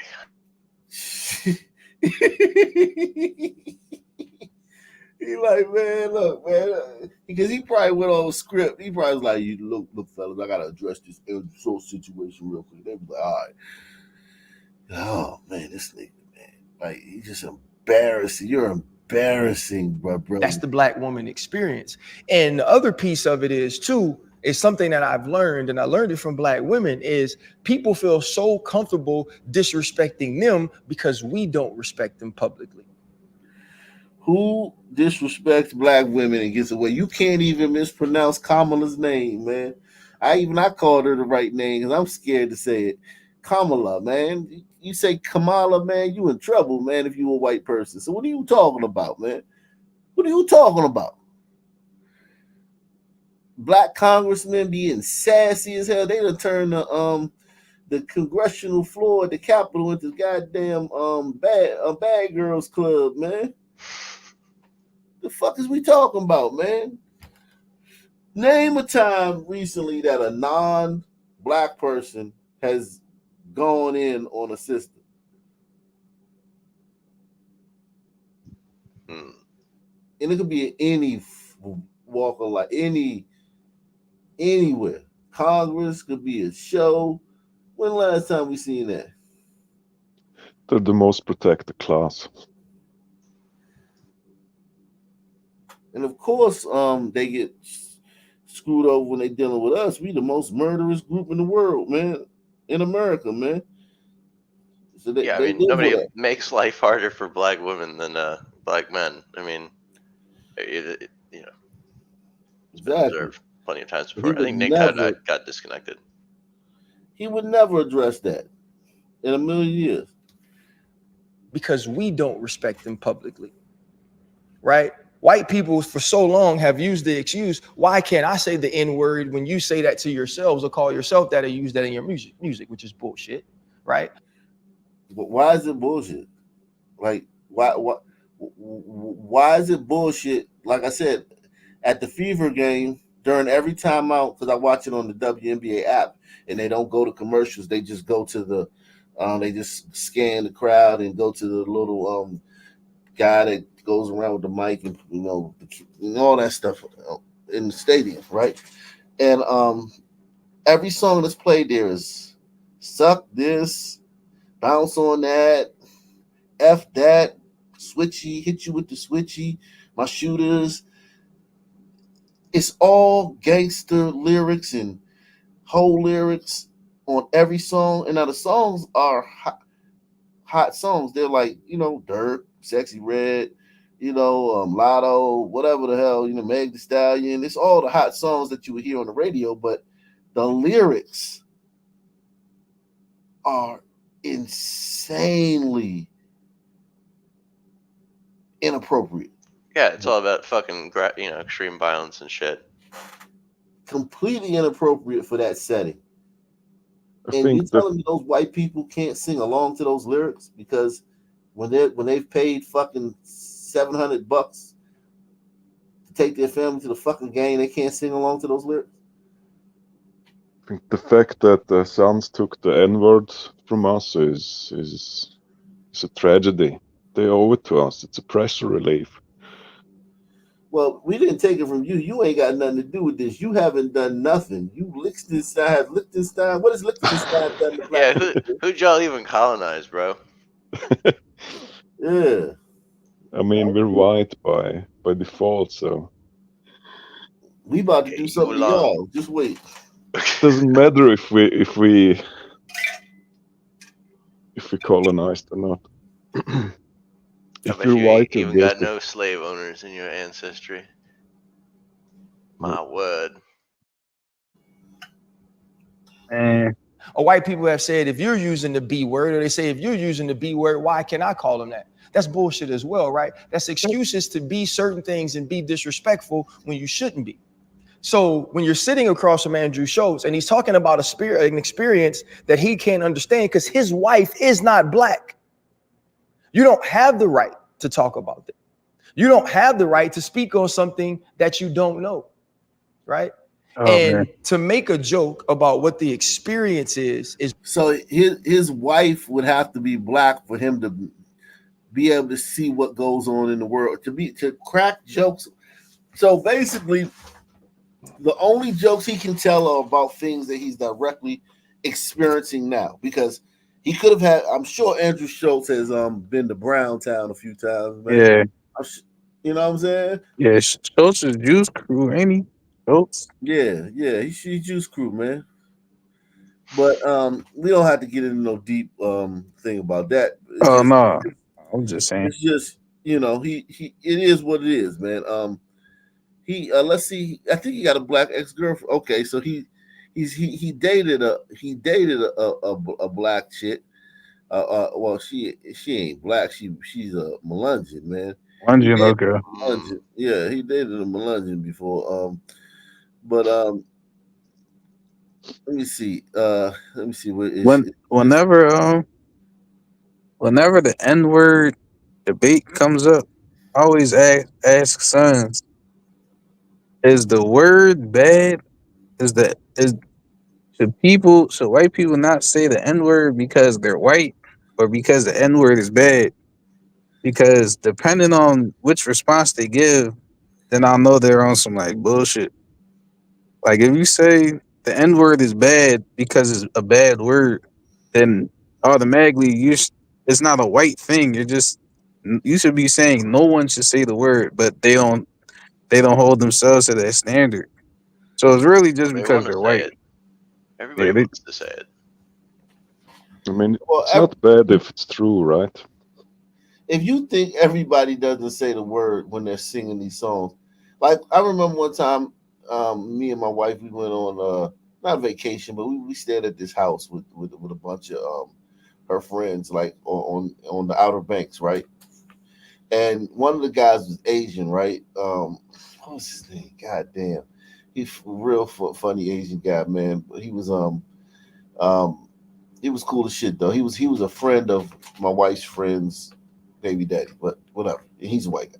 But that song, that was around the time where that song, what's the song with Kanye, the Ray Charles hook? I ain't saying she a broke, but I ain't saying she a gold digger, but she ain't fucking just with called no Gold Digger. Yeah, gold digger, right? And we was partying in there, and then that song comes on. And I'm the only black dude there, right? And I'm just sitting there, and I'm not even thinking about nothing. The music's playing, everybody's just having a good time. And he's like, I ain't saying she's a gold digger, but I ain't messing with no broke, that word that I can't say. And broke he just nigger. kept saying that through the whole song. Like, he kept saying, every time the hook came, he said, I ain't messing with no gold digger. He said, I ain't saying she a gold digger, but she ain't messing with no broke that I can't say. And it was like, yo, it was like, wow. Like it was so funny because it was like, I wasn't even thinking about it till he said it. Then I was like, oh yeah, that's right, man. Like, yo, he literally, like, that'd be weird as shit if you just kept saying, like, it would have been weird if he was just sitting there like that, just saying it. Like, it would have been weird. Because, like, I'm the only black dude there. And I'm just, you know what I'm saying, and shit like the that. song's about you. And he don't know me like that, right? Like he don't know me like that. It's just like we just all these people just happen to be together because our girlfriends are friends, right? So it's like we just happen to be there, all the guys that are there, and it's like we don't know each other like that. You know what I'm saying? And it's like yeah. So it would have been weird because he's white saying it. No, he was an Asian dude. Oh, it would have been weird just because he's like, nah, I'm black and saying it. Yeah, because it's like, yo, if he was standing on the chair, right? And in the Airbnb, right? And he was just jamming all this. And then when that song came on, he was like, I ain't saying she a go. He was singing like he would have been shouting broke nigga. And it would the white women who were there were liberal as fuck. I'm the only black guy there. All the white guys were liberal as fuck too. But it would have just like they would have been madder than me. You dig what I'm saying? Yeah. It's very, very confusing, honestly. It's just, to me, is I think one of the things that makes something weird is when everybody avoids it. It's like, no, I can't say it, even though I actually do say it when nobody's around. Yeah, like and when you know when he's around, he doesn't say that word that I can't say. You know he doesn't say that. You know what I'm saying? It's just the whole N word shit is like super weird to me, man. But you know, sons are gonna crash for all the gliders in the audience. Just know, sons ready to crash out over that word, bro. I done spoke to niggas. Niggas are Well, it has ancient power. Whites think they invented it, but it's actually a derivative of an ancient Melungeon word, Yeah. Melunger. And like, what up, my Melunger? Yeah, it's You know. yeah. So no, if you think sons don't really care, no, these niggas ready to crash out. Just look up videos of gliders, especially saying it around sons. These niggas are actually real life apes. They don't give a fuck. They ready to go do that time in jail. Yeah, and somebody said it's weird for Kanye to put that in the song. It is. It's so weird to for him to name that album what Niggas in Paris. Like so if anybody ever said or says the name of your album, the one with Jay-Z back in the day, they gotta say, Niggas in hey, Paris. have you seen that? I'd like the Kanye album. Which one? You talking about Watch the Throne with him and Jay-Z? Huh? Talking about Yeah. Watch the Throne with him and Jay-Z? Yeah. But that one song they had, Niggas in Paris. I don't even remember the lyrics for this. What the fuck did they say? Ball so hard, motherfucker, trying to find. But no, just the fact that the song, like I'm talking about, like every song with the like, you know what I'm saying, like it's just yeah, it's weird that blacks do that, and they don't want white people to say it when the people like we did that Kodak Black concert the other day. When he gave that speech, he stopped the music and gave a speech to the crowd about Trump. And when they panned the crowd, I'm talking about this is an arena. This looked like 10, 15,000 people, right? It was just a sea of white people. Like always. Yeah. If I was like one of those Sun entertainer dudes, I would still say the N-word, but I would encourage the gliders to say it with me. Hey, y'all sing along. Yeah, because all got passes. at the end of the day, they're the one paying all my bills. What if the gliders, before they say it, what if they apologize for everything that some people have been through? Can they say it now? Like, sorry for slavery, sorry for segregation, sorry for redlining, sorry for DNA. Can they say it? There's nothing you can do, man. Let me because he should have addressed it by now, but he's still on his Martin Luther King speech. Is one thing if you're talking about haircuts and you're talking about clothing and you're talking about beards, or you're comparing what our friend Travis Kelce looked like when he was with Kayla Nicole to what he looks like now that he's with Taylor Swift, right? That is part of it. You start to assimilate to the people around you. What you're not going to do, though, is be disrespectful and say you have to develop a defense mechanism because of alleged violence. Black women aren't violent. Black women don't just walk around. Right. They're not angry. They don't be out here team this bitch up if they don't get, their way at what is it, Burger King? If they don't have it that way. The Waffle House. Or Popeyes, Church's Chicken too. Yeah, McDonald's. McDonald's is probably the worst. McDonald's. For them cold fries.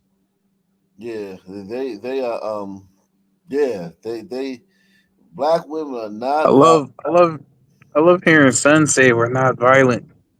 Like they just have to keep saying it. It's more like reinforcement for them than it's kind of weird, man. It's always weird for me to see a rich victim, like dude, you rich, bro. Look at this. But he's still a son, man. At heart. This is going viral right now, man. This clip right here on social media. This clip right here. You got raped, bitch. You got dick playing on you. Think about it. Run that back. Bitch, you got raped, bitch. You got dick playing on you. Think about it. Reminisce. It ain't happened to me. It ain't happened to me. It ain't funny. You weak as fucking mind. You think that shit funny. You weak as fucking mind. Oh shit, no. Shit funny, bitch. Then they show your character, bitch. You supposed to be a grown ass woman. You see her talking about me getting raped. Like, bitch, I will literally hit you in your mouth. Hit me. This might not be that. Hit me. I'm gonna tell you, she keeps saying she gonna hit me and never hit me. You pussy, bitch. You're pussy. You pussy. You're not coming back. Bitch, how did she feel pussy? Did you get recorded? Are you talking about me, bitch? Go on that shit, Nate. Go on that shit for the vine. Do it for the vine. That somebody dick was on you? Do it for the vine. Bitch, you got raped, bitch. So apparently this girl got raped at the party and apparently so. Clowning her as she walked away. Oh wow, that's disgusting. We was queens. But if she go to the police, she's snitching though, man. Wow. I'm speechless. I'm not gonna lie to you. It leaves you, it does. It kind of leaves you speechless. But you know who somebody who's not speechless? Black women. Oh no, man. Our buddy, man. Our buddy right here, man. He been talking about this.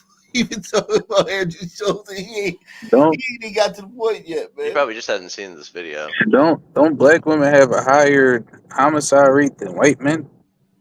Right. Per capita. That's crazy. Yeah, they have a higher homicide rate than white men. That is impressive, man. Yeah, they commit violent crime at a higher rate than white men do, but white men commit a higher volume of violent crime. Hats off to the sisters. Yeah, sisters putting in work. Angry or to be treated a certain way. No. Black women, to me, to what he looks like now that he's with Taylor Swift, right? That is part of it. You start to assimilate to the people around you. What you're not going to do, though, is be disrespectful and say you have to develop a defense mechanism because of alleged violence. Black women aren't violent. Black women don't just walk around to beat people or to. My man look like. I peeped that. That shit's funny. It wasn't no amen. He ain't say right on, brother, or amen. Right. He just looked at him like, You ever been somewhere with your man telling a story, like your homeboy telling the story, like, Some man, bullshit. and I told that bitch ass nigga, man, I'll slap the shit out you, right? And you like, Yeah. you thinking to your mind like, nah, nigga, you ain't tell him that. Right, yo. Whenever sons say they're not violent, I think they're just trying to convince themselves, like, Right, or they yeah. just keep saying it over and over again. Why? Yeah. Why do people think we're violent? Yo, that reaction Buddy had is literally the entire It's like Nation. we didn't say anything about violence. Why are people so And paranoid around say us? you have to develop a Right. defense mechanism because of alleged violence. Black women aren't violent.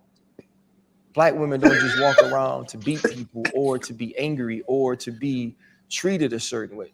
No, Black women, to me, were the entire front line of the Alton Sterling protest when he died, when he was killed by cops in Louisiana. Which one was that one? Which one Black was that women are one? on the front lines the of degenerates everything that's gunmen about selling us. CDs at the Black gas women station in understood Baton that Rouge. they had to take a back seat because as we were fighting for rights in our country. Alton Sterling was the one who just had just come home from doing like I think like 8 years in the penitentiary for raping a little girl for and he was out there selling CDs and he pulled a gun on a man, a black dude out there while he like that was his little spot, you know, like in front of the store, and he pulled a gun on some guy out there. The guy went and called the cops. The cops showed up. They were like, "Yo, we heard you pulled the gun on the guy," and then he got in a fight with the cops, and he had the gun, and he was trying to pull the gun out while both cops were wrestling with him, and they wrestled over the gun, trying not to get shot. And then one of the cops pulled out a gun and shot him. You know what? I'm not gonna lie to you. It's all a blur. All these dudes, Mike Brown, Trayvon, it's all a fucking blur, man. I'm not gonna lie to you. Yeah, George Alton Floyd. Sterling was listen, we got a history, man, but by judging by what the moment, no, but what people say is they don't like you don't like child molesters, you don't like pedophiles. He was a bad guy. His biography, it says Alton Sterling was a 37-year-old CD vendor in Baton Rouge, Louisiana. Get the fuck out of here. Jesus. And what do they call him? An entrepreneur? Everything but, I'm sure. Wow. Known locally in Baton Rouge as CD Man. I just love, man. It's crazy. He was a hustler. He was CD Man in 2016. Black folks are drawn to shit bags, like flies to shit. They love them fucking degenerates. Seriously. Yeah, he was a bad dude. So here go his. And listen, this is Snopes. Let me go to Snopes, man. I'm gonna be fair and balanced. This brother's no longer with us, man. So we're gonna go to Snopes. This is him right here. I remember this one. It says Alton Sterling, longtime criminal and gang member, ?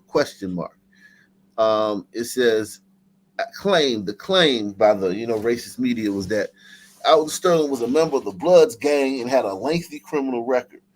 So it says, what's true? Alton Sterling was a registered sex offender with a lengthy criminal record. What's false? No evidence documenting that Sterling was a member of the Blood gang has surfaced. Yeah, you know what I mean? Right. The Bloods keep their detailed records and they consulted them. Yeah, he was a pedophile, but he was in the blood. We went to the library of the Bloods and did our own research and shit. He was a freelancer. So this is his criminal record. Okay, for all the people. So this is 98 to 2016. I will say this. From 2009 to 2015, man, he seems to have gotten his life together. No crime, no offenses between those It's like that. 6 years. He was behind Yeah, bars. he didn't reoffend in those 6 years. Yeah, he probably violated rules in the joint, but that's about it. Yo, Ike, if this son man would have like mentioned like calculating, or like a decent person, I would have been stunned. You gotta you Yeah, gotta you gotta shout out, the George Floyds of the world. yeah. Calculator. Shout out to Calculator, man. Calculator never Calculator. got no statue. Yeah, Calculator don't get no statue, man. We might have to do the Calculator story again, man, when I get the chance. We're the only ones who remember Calculator. Yeah, exactly. The only ones. The only one I've never heard his name anywhere else. This racist channel. Treated a certain way. No, black women to me were the entire front line of the Alton Sterling protest when he died, when he was killed by cops in Louisiana. Black women are on the front lines of everything that's about us. Black women understood that they had to take a back seat because as we were fighting for rights in our country, that we as men were going to be able to get through the door before they were. So they decided to push us forward and give us ideas and give us help and give us support and be our biggest cheerleaders because they knew we'll have an opportunity to get in the door first. The problem is so many times now we're getting in those doors and we aren't reaching back and bringing them through that same door with us. And this is just another example of that. So whoever is Andrew Schultz's black friend, Charlemagne, you're his black friend, sit him down, talk to him, tell him what the black woman experience truly is, because he ain't married to one and he's obviously never been around enough of them to know how strong, how beautiful, how independent. Let's be honest though. Even if he was married to one, they would find some way to say that wasn't. Yeah, he still didn't have. He still didn't have a right to talk about it. So let's cut that out. Make sure you hit the like button, subscribe, support the channel via PayPal, Cash App, or the Super Chat. Take the $5 challenge, man. It's only $5, man. It ain't $1,000. It ain't the $1,000 challenge, man. It's the $5 challenge, man. Support the channel. Yeah, this guy is he. There would be nothing that white dude could have done. That white dude could have marched on Selma. That white dude could have done. He could have donated his entire salary to the fucking local Boys and Girls Club, and he would still be like that. Crazy. That doesn't give him right. It's crazy. You know who did that? He donated his whole entire salary. Chris Long with the Philadelphia Eagles. So he doesn't get nothing and stuff. Yeah, you don't get nothing for helping black folk. Nothing. Nope. Man, he just want to be. I think Ryan Clark is trying to be bigger than a football player or something. Like he wants his name to be out there, and it's It sorely feels like failing. that. It's sorely failing. He's trying to be like the biggest. Manuel shit. Yeah, he's trying to be like the biggest son. But he hates Emmanuel Acho, man. Yeah. He hates He a Emmanuel tether, Acho. because he's He a cheddar. He a cheddar like me. I mean, sons do the purity shit. It's like, yo, you can't disagree with any son shit or do a coon and just kissing white ass all day. So I mean, look. At the end of the day, I actually don't know what we've been through. I mean, y'all been through. Yeah, exactly, man. It's a lot of coke. Yeah, sons just like to talk about how oppressed we are when we're really not. Yeah, not at all, actually. You guys are being hunted, but it's by other sons. Crazy. Yeah, it's just so sad, man. Let's do Calculator story right quick, But man. they are. But to be fair, the brothers are hunting literally everybody, so don't feel too special either. Yeah, they're opportunistic predators. This is a kid that he would never talk about. He would never talk about this kid, man. And this kid, There's thousands of these kids, but this kid right here was a special kid, man. Good evening. I'm Hazel Sanchez in for Jessica Moore. We begin with a tragic story in Far Rockaway, Queens. Tonight, police are looking for whoever shot and killed the child and wounded his cousin. We have an exclusive interview with the boy's father. CBS 2's Alice Gaynor joins us live from Edgemere in the Rockaways with more. Alice? Hazel, it happened right here at this home behind me. The boy's father is in disbelief. He was here when this happened. This is actually his sister's home. He believes his nephew was the target. Police say this gunman fired off more than half a dozen rounds at a home on Beach 45th Street around 9:30 Saturday night. One of those bullets struck 29-year-old Kyle Forrester in the shoulder. Another hit his cousin, 10-year-old Justin Wallace, in the stomach, killing him as he stood inside by the door. I can't deal with this. Through tears, his heartbroken father, Albert Wallace, spoke exclusively with CBS 2's Kieran Dillon, bloodstains still visible on his shirt. He says he was in another room when he heard all the noise and ran to see what it was. I said my nephew on the ground bleeding. Then I'm turning around and said, then where's my son? Then he saw Justin. Went down, curl up.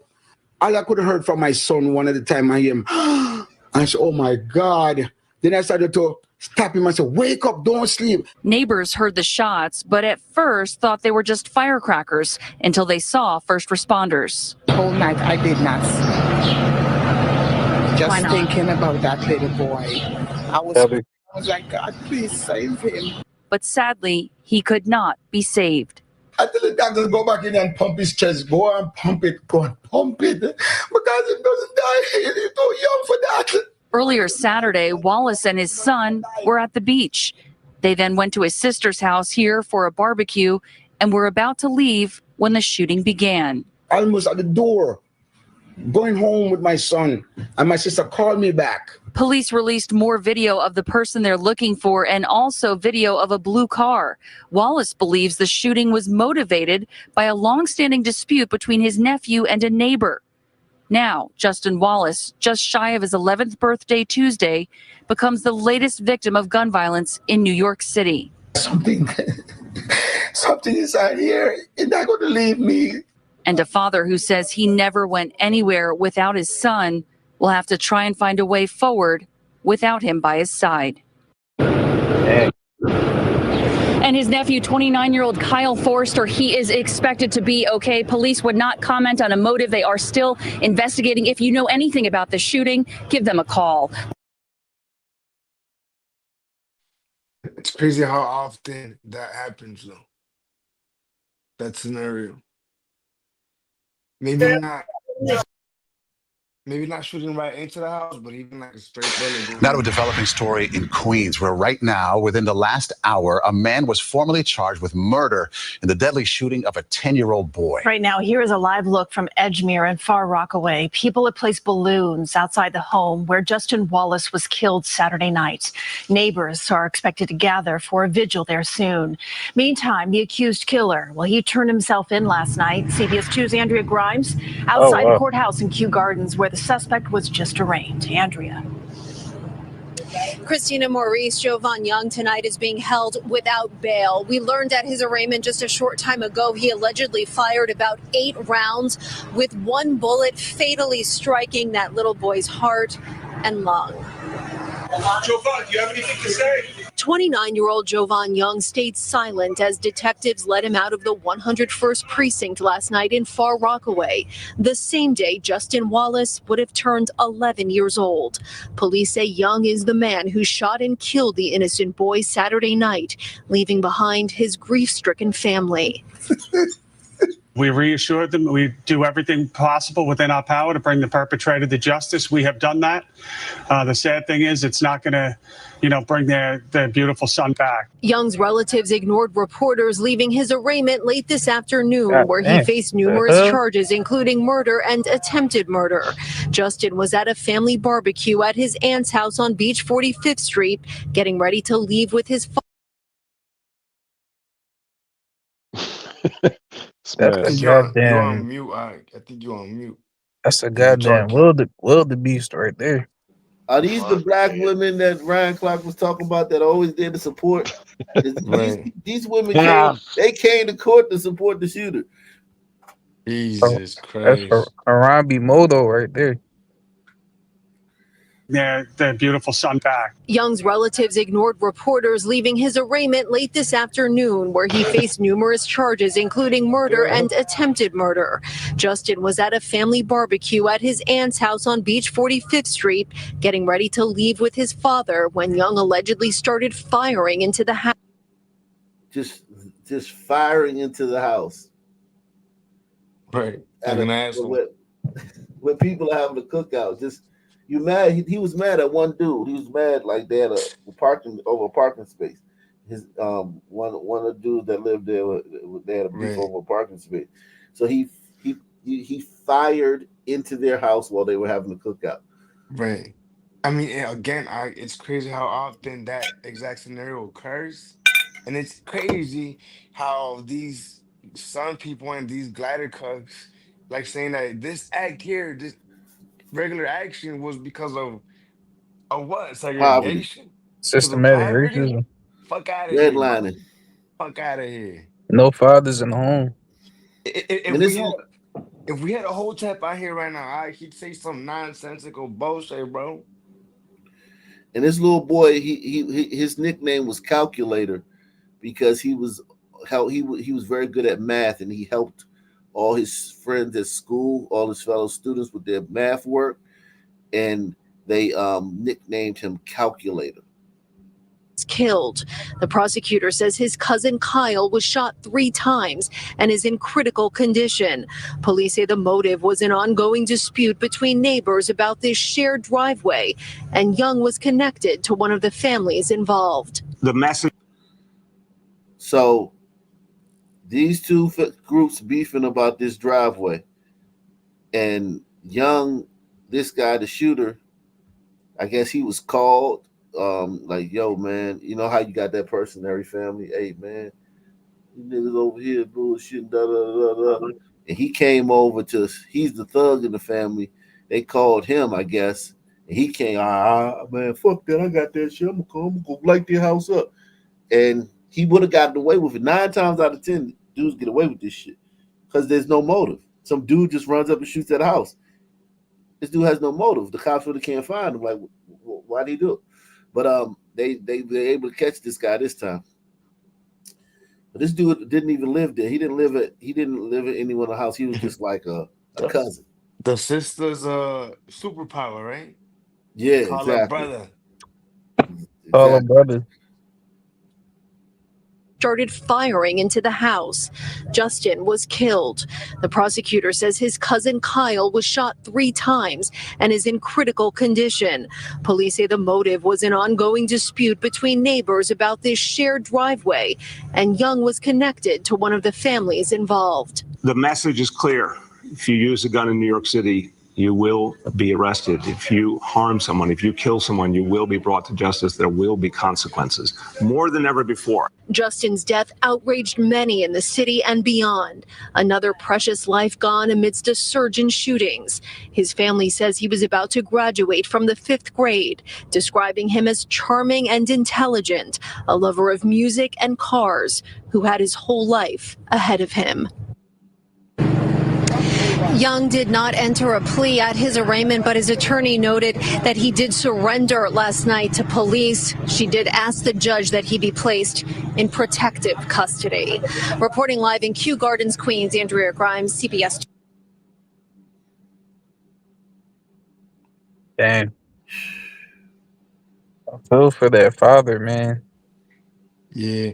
I would have been stunned at the incident. I would have been flabbergasted by the reason. Yeah, that was actually a good reason. Like on the spectrum of reasons, things like that happened in Blakistan. Right. That was, Damn. up there. Think Think that. about it. Put that in your It was path up and there. smoke it. Yeah. I mean, salute to Doug Chunks, man. He says late night at the shop for me. Salute, nation. Please hit that like button. Lurker bots. Also, RIP DVK. Salute. Shout out to DVK, RIP DVK. Doug Chunks, man. Let's see if we can match Doug Chunks, Nation. Doug Chunks gifted 50 Ock Nation memberships. Can we get 50 people to take the $5 challenge for the Ock Nation memberships that Doug Chunks? Can we at least try to get 50 people to take the? I mean, brother donates 50 memberships every time he comes up here, man. Take the $5 Pledge of Allegiance. Yeah, man. Pledge the $5 pledge. Show your allegiance to the nation in a similar fashion that Doug does, man. Don't let Doug be the only one that reps the nation like that, man. Support your safe space. Your Yeah, Nation exactly. safe space. So support your safe space, man. Let's see what else is going on. Oh yeah, you know what? We could watch a few more people get mad about what that comedian said, and I'll replay what the comedian said for the people that just got here, man. Yeah, I didn't see what the Glider King said, what the Glacier Glider said. Yeah. Let's see, man. Let's see what let me show you. Nah, Glider, he's Juice Crew. Yeah. I thought it was on Burrito. Oh, my fault. Yeah, you know, you White. gotta It's still make white. that distinction. He's still a white guy, man. Let's see. Where's a lot of sisters are upset. That's a like Ethiopian sister. God damn, what she mad about? Let's see. right. God damn, man. It's like, yo, what the fuck? They done scrubbed this shit from the goddamn. They done scrubbed it from the Sons have no power, right? We have no power. Oh, okay, gotcha. It was so bad that they scrubbed it from the Gee, was that him right there? That's the comedian. No, it's him talking to these black dudes, man. Is this it right here? Okay, here it is. Yeah, here it is right here. There we go. Wait, what is the black girlfriend effect? This is you might not know about this. glow up the other culture. Yeah, so you'll see a guy who's had a black girlfriend. All of a sudden, he's got buzz cut, like Yeah, clean shape up. Yeah, glows up, bro. Yeah, I like that. Glows I the like fuck that. up. They shave their hair because they start losing it. Because they're so stressed being around this black girl complaining about shit all the fucking time. That's why they gotta shave their hair. Nah, bro. White guys with black girlfriends, They grow a they beard set their because dick there's up. more cushion when they get slapped the fuck out of. It's hilarious. I think the black girlfriend effect. It might be a protective instinct, bro. You think? Protective. Yeah. Do you guys have you ever had black girlfriends? Yeah. Have you ever had white girls? Yeah.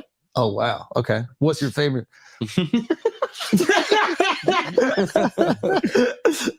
We love them all. Yeah. Oh, really? We love them all. Yeah. That means white. Yo, who gets That means white. Hey, let me get a UL translation. Kendrick fans, get Man. So that son, man, I literally yet again stepped over the sea of that motherfucker to talk about this dude. About And this. these are English Sun men. Like, this is hardly even relevant to America. Yeah, it's just so tiring, man. That this is the biggest thing, like on black people's mind. That this and the black dude that hung himself in Henderson, North Carolina. Those are the two big stories for the black gold, man. past week. Racism is in demand, and it's a low supply, right? I wanted to add on to the 304 conversation of why we don't see beauty. I wanted to add on to the 304 conversation of why we don't see black men, or why a lot of us will say no AA. And it's simply because you niggas, even when you do have the money, you don't think that you need to pay. And what's crazy is y'all are literally at the bottom. You make less money than anybody else. You don't have the degrees. You don't have the jobs. Y'all literally don't have anything offered but having to pay. And the fact that y'all think that y'all are still desirable enough to where you don't have to pay, and you clearly see that even your preference is denying you, is crazy. Black men are in denial about their worth and their value, not only in sex work, but just in society. Like, so many black women are divesting from black men. So many preferences are realizing that it's not black women that are the problem, it's these niggas. Because they're also being left as single mothers. Like, it's not just us. it's culturally there's an issue. Like, why are you on a No site culture. that requires you to pay, and then you want to act like this is a fucking like flea market? If I know that white men and others don't even argue with me about my price, I'm not about to entertain you and justify Her my rate. price. I've seen that though. No, I've seen that. She's talking about sex work. I've seen that. I've had Okay. when I had the boarding house, I had a I had a couple moments where I had some some ladies of the night that I did some I managed a couple ladies of the night for a time. I wouldn't say that I was a pimp or nothing, but like I That managed def- a few ladies of the night. that When I definitely had the sound like boarding. a pimp. Yeah, it Managing was. hoes. I Something mean, a pimp would say. yeah, that's Nah, definitely a pimp, bro. no, I but was it pushing that wasn't T. like something. It wasn't like something that I went out to do. It kind of just happened. You dig what I'm saying? So So you but just so happen to start pimping. yeah, it just happened, right? It just happened because whatever that role is, that's called pimping. You know what I'm Yeah, saying? It's yeah. only Right. because it's like if you buy a pound of weed, right, to smoke, and your friends keep coming over smoking Yeah, with you, that's like, you know trapping. what? Man, I'm about to just start. Then your friend be like, "Hey, man, I'm about to go.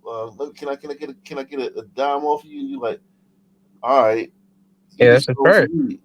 You know what I'm saying? You sold some weed. It's just like that. So it's like, but anyway, that's beside the point. Niggas are the worst Johns, and it's not even a close second. Mm. On burritos are good though. The crazy part is on burritos are amazing Johns. Who are the best? That's what White, the gliders were. white dude, Yeah, yeah. for the Because gliders. they like they straight money, they in and out, they don't give you no problems. Now I'm Yeah, sure like there's a bunch of gliders who have just gone around to red light districts and killed prostitutes. I know they Right. haven't, but I'm talking about like off of what's that site? Regular. Backpage back and page. Yeah, shit Like like that. burritos. ain't they on They Craigslist and shit too? Craigslist too, yeah. Craigslist is. I think that's took it off now though. Yeah, but Uh, I'm talking about back in the day though. But go ahead. Yeah, burritos are really good because not only even if they don't sleep with you because of the bar I work at, they still spend money on chicks just to have conversation. Yeah, they and they less likely to try to make And, beat the girl out of the money. Like for instance, a Sun Man, like back then, the average girl's price is 150 for everything, right, and like 80 for head, right, but it was 150 for everything, for like right. an hour or Sour Yeah, man. like Come on, man. yeah, something like 45 minutes or something like that. But just for whatever, 150 was the going rate, right, and some men shorten, trying to like date the girl. Like some men trying to like back trying this trying shit. to raise the trying to bitch. pimp her. Trying to pimp her. Let's be real. Let's call it Yeah, like it trying is. to, and he trying to like, what I'm saying, like Feed bargain her. her over it, and like he buying a used car or something. You know what I'm saying? And the He girls want to told rent it. He wants to rent it when he wants to. the girls told me this. They was like they don't deal with some, but some got through the cracks, like because it's Backpage, Craigslist. You know what I'm saying? It wasn't like the sites now where you got your name on there, your face, and all that stuff. It was like, just Backpage Craigslist. Anybody knows how that used to go back in the day. But sons would get through the cracks and shit. And they just they did not like so and in fact when all of them ran off, because like at some point all of them just disappeared and shit, just met Johns and ran off. They all ran off with white dudes, man. Like white dudes, richer, not I wouldn't say rich, but like upper class white dudes that like saved them and shit. You know what I'm saying? Like pretty woman type thing and shit. But yeah, like that was one thing that they always talked about. They did not like Sunmen, man. And Well, they I sisters being a too. yeah, all of them was sisters. I Okay. had all sisters. But me being a son man, at that time I was real son man. I was kind of offended by that. You know what I'm saying? I didn't see it the way I see it now. You know what I'm saying?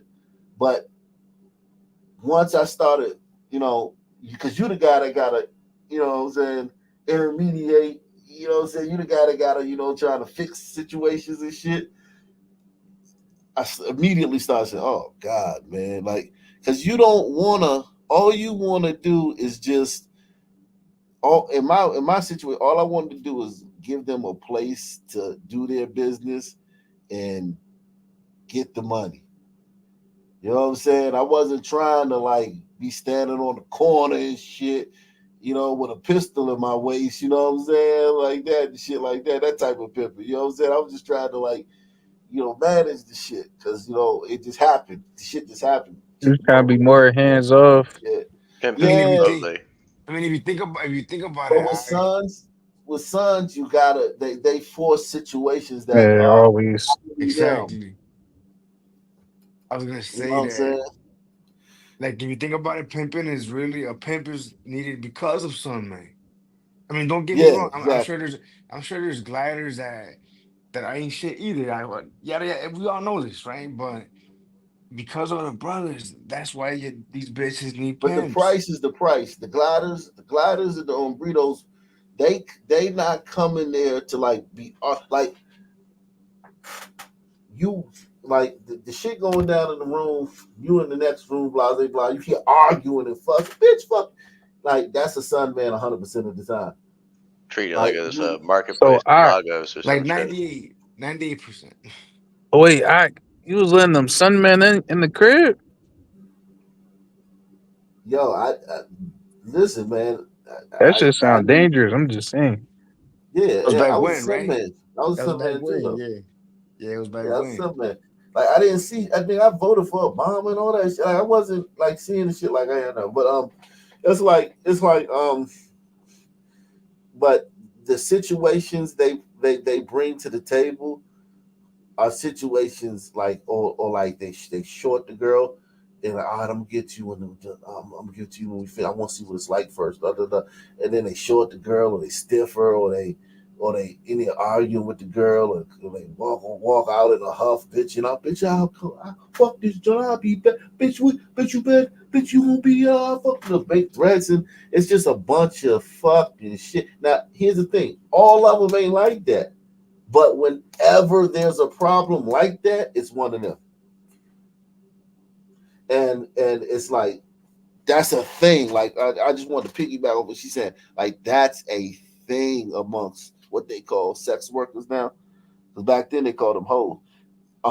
That's a thing amongst sex workers that they do not like Sunmen, man. They do not like that. I That didn't is know, it. when 3-6 made it's hard out here for a pimp. I didn't know they meant, that bunch of Richard Gere gliders out here divesting their hoes.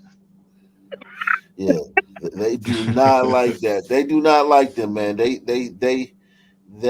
do not like Sunmen. And I only ever have to do that with black men. And let's say you finally do get them to fucking say yes, they make the session fucking insufferable because they want to try and nickel and dime and get shit, turn it into a fucking porno. You're not getting anything for free. This is the service you paid for. This is the service you're going to get. But even when it comes to like dating and marriage, I see that black men are not willing to spend money on anything unless it's something they want or they feel like has value in it, like a fucking car or just dumb shit or their home. Now that's not true. It's a lot of black tricks that are like I think there's a lot of black tricks out there, but they get abused. Like if you willing to spend on here's the other side of the coin. If you give a black woman a nickel before you smash, you'll never smash. You got to treat black women like prostitutes. Like Slick Rick got a song, treat them like a prostitute. Don't treat your honey well until you show her the scoop. You can't be nice to black women until you smash. If you ain't smashed, being buying her something, giving her something, giving her a gift, you basically like locked yourself out of the pussy. You have to treat her like you're offended that she would even think that you're willing to spend money before you get to hit her with the Harambe dick. Yeah. And And when a black woman try to get you to spend money before you smash, she testing you. That's Yeah, what you call a shit test. yeah, that's She a giving shit you a test shit for test. sure. You know what I'm saying? And once you could be Denzel 6'7", look like Denzel Washington, and you ain't smashing because something just turns off with them when you too nice too early with them, and giving them stuff and buying them stuff is being too nice. Their shit turn off. It's like a faucet. Their shit just go dry. Yeah, And the more grimy you get, the more it's like, yo, bitch, like fuck I look like spending any money, the better off you're gonna be, man. Like, yeah, yeah. The more into yourself you are. Like you gotta be like very very into yourself when you're dealing with sisters, man. you gotta Um, you have to like when I say be offended, like you gotta like really be offended, or these bitches really gonna think shit sweet, bro. yeah, like I wouldn't even give a bitch a cigarette. Like if I had a pack of cigarettes and the bitch was like, "Yeah, can I get one?" If I ain't smashed it, I wouldn't even give her a Yeah, cigarette. cause you gotta make her feel where you coming from, dog. Yeah. If she don't think that's if she gets if somewhere in her psyche she can sense that you really ain't that type of dude that you really would take her on the date. She gotta game you up a little bit, and that bitch she's not gonna take you serious, dog. There is no dating with black community. Like as far as I saw, it really wasn't no dating. Dates were very rare before you smashed. Yeah, Now post smash, I've seen dating, but yeah. pre smash, I can probably count on one hand the amount of dates I know about pre smash. My pop, a son man, he told me he never went on dates. So that's all I knew my whole life until I started White dude, interacting with different sun people from different like I ain't gonna say like super different niggas, but more like I guess less hood. And they were like, yeah, I used to just ask them like, do you take women on dates and all that? Like what women through the park and all that shit? And they'd be like, yeah, that shit kind of blew my mind because I other was just dudes, other races of dudes, what they do is they'll meet a chick and be like, let's go out to dinner. And they'll sit across from this bitch and eat food and then pay for the fucking bill and get her a cab home and not get no coochie and then call her back the next day and she be like, and hope that she okays a second day. And they might yep. go on 3 or 4 of them little excursions That's before a he whole meal for smashed. the week. To this That's a whole. to this day, I don't know if it's because that's the culture. I ain't even gonna pull the culture card, man. But I'm still on that shit, dog. Like I still feel offended when women, when women like, yo, I gotta get to know you and all that. Because in the back of my mind, I'm like, she just don't want to fuck with me like that. That's what I think. I think it's Yeah, just a shit yeah, test every time. I don't think they it genuinely is. It have is to with a do black all woman. this shit for you to get them on their back. It is a shit test though with a black woman because the dating thing is now. Listen, I think maybe black professionals may date, like you know what I'm saying, but working class black people they don't date. But like like somebody like Kamal, I'm sure when she was at Howard, I'm sure she'll make a nigga take her on a date or something like that, or so, so before he smash or something like that. But like, yeah, nah, that's not a thing with black folk. But yeah. But as far as tricking, like what they was initially getting into tricking, I know a lot of tricks, man. That a trick on a chick, man. I tricked on a chick before, man. It was the worst thing I ever did in my life. But I seen a lot of dudes trick. My sister, she had dudes tricking on her. I'm talking about older dudes, you know what I'm saying? Dudes that like she would never mess with in a million years. Come around, slide her a couple bucks, get to just be in her orbit. Not even get a pat on the head or a hug, but just to get to be, you know what I'm saying, around her and shit. You know what I'm saying? And then slide her some money and shit like that, give her money. Tricking is a big thing, but the tricks don't never be the dude that they had a kid with. They never the dude they going through the drama with. They never the dude that they thinking about, you know what I'm saying, 3:00 in the morning where he at. The trick is always some dude that they call when they need something, or some dude that they got on the other line. Like when the trick nigga on the phone, they click over. If the phone will click over, they click over. They'll be talking to their girlfriend so long they done forgot the trick on the other line.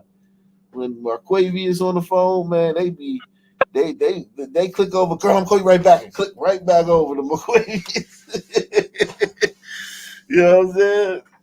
Yeah, I feel like if you gotta do all this, there's somewhere my it's a combination of my ego and my son manism, dog. It's just like if I gotta do all this shit, the fuck, like to me, it's just not worth it. I'm sorry, dog. I gotta take the Yeah, it's bitch definitely out. not worth it. I It's gotta not worth it. do all this extra like to me, that shit is extra, dog. Fuck that. It's definitely not worth it because the shit gonna be trash, or it's not gonna be what you expected. It's just And a nut. yeah, It ain't nothing special. that Yeah. that's exactly how I look at it. Like I gotta do all this to hump on you for a little bit. Like Yeah, I AI ain't that don't get me that excited to be honest. not for nothing, right? But I'm looking at the scanner over here, and everybody getting shot over here right now. Today's one of Oh those well. days where everybody getting shot in Oh, Chicago. Chicago. We'll go to Chicago next, man. Let And me. I Oh was yeah. hoping I was hoping you would go to it just hit me out of the blue Jafrica, bro. I wonder what the outside in Jafrica. I don't know what. Let me just see one more of these reviews, man. This goddamn Ethiopian chick. on the downfall.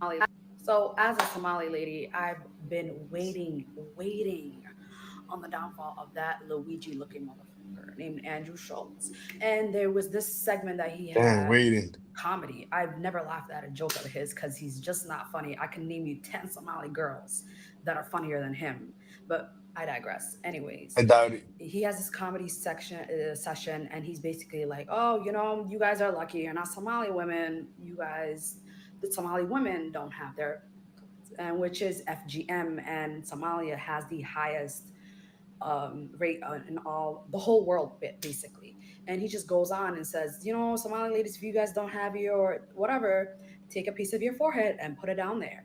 And I will be sharing the video. So yeah, I've really been waiting on the downfall of Andrew Donald. So So Yeah. I She been told you doing about she been doing that voodoo, that Haitian voodoo. I told you about these East Africans and they big ass foreheads. That bitch Yeah, like Roger from Family Guy. yeah, they do got some big ass head. That nigga making jokes about FGM. Damn, that nigga wild as shit. Salute to JL coming through. Shout out to Glizzy Hendricks. Op Nation, your insights are not just refreshing, they're necessary. Keep up the amazing work, man. Salute to you, man. Appreciate that. Salute to Deluxe 247, aka Cal Ripken, aka the real MVP, coming through once again. Let me see. Oops.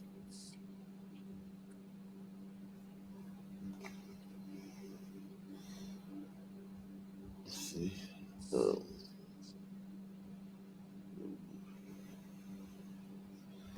Chicago, man. Chicago. Shout out to everybody out there, man. Take the $5 challenge, the $5 pledge via PayPal, Yeah. Cash App, with a super chat. Shout out to everybody here getting shot. I'm telling you, I was like, hey, I was noticing, I was like, man, people getting lit up today. Also, new at 10, Chicago police are asking for your help identifying these men. They're wanted for breaking into and stealing from at least 3 businesses in Portage Park and North Park. You see them here pulling up in a gray SUV wearing masks. Police say they then broke the store's glass window to get inside. If you have any information, contact police. Well, the countdown has officially begun. The city's contract with the gunshot detection system ShotSpotter ends at midnight. Our Andrew Ramos is live on the near west side with more on what happens next. Andrew. That's right, Dave. In less than 2 hours, ShotSpotter will no longer be in service here in the city of Chicago, which means the process of dismantling more than 2,000 of its sensors will begin as early as Monday. I have 2,000 ShotSpotters in your city. That is insane. But the racist, yeah, no, it is insane. But the racist parts are the only black and brown neighborhoods, right? For no reason, but racism. In DC, they got them, but like, you know, you can see them. They right there. You know what I'm saying, on the street. Yeah, but yeah, you can it's see like them. I only saw. I don't remember seeing them like that. Like in my travels through Blakistan, yeah, and I'd be looking for them because it was one on across the street from my house, on my apartment. But it was like 2,000. Yeah. Over here, they not only do they have ShotSpotter, but they have cameras everywhere. You know, like the police cameras. If you look up, they're everywhere. And it doesn't put a dent. It doesn't put a dent in the crowd. No. The funniest shit that I heard about those cameras though was you know, when they first came out, whenever that was, they put them on the west side because it was the most. I mean, it's one of the most fucked up parts of I would say, the world.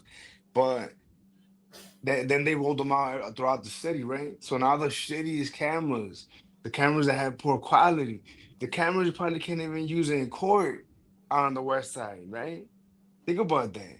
Like when they capture a shooting, you can't use that shit in court.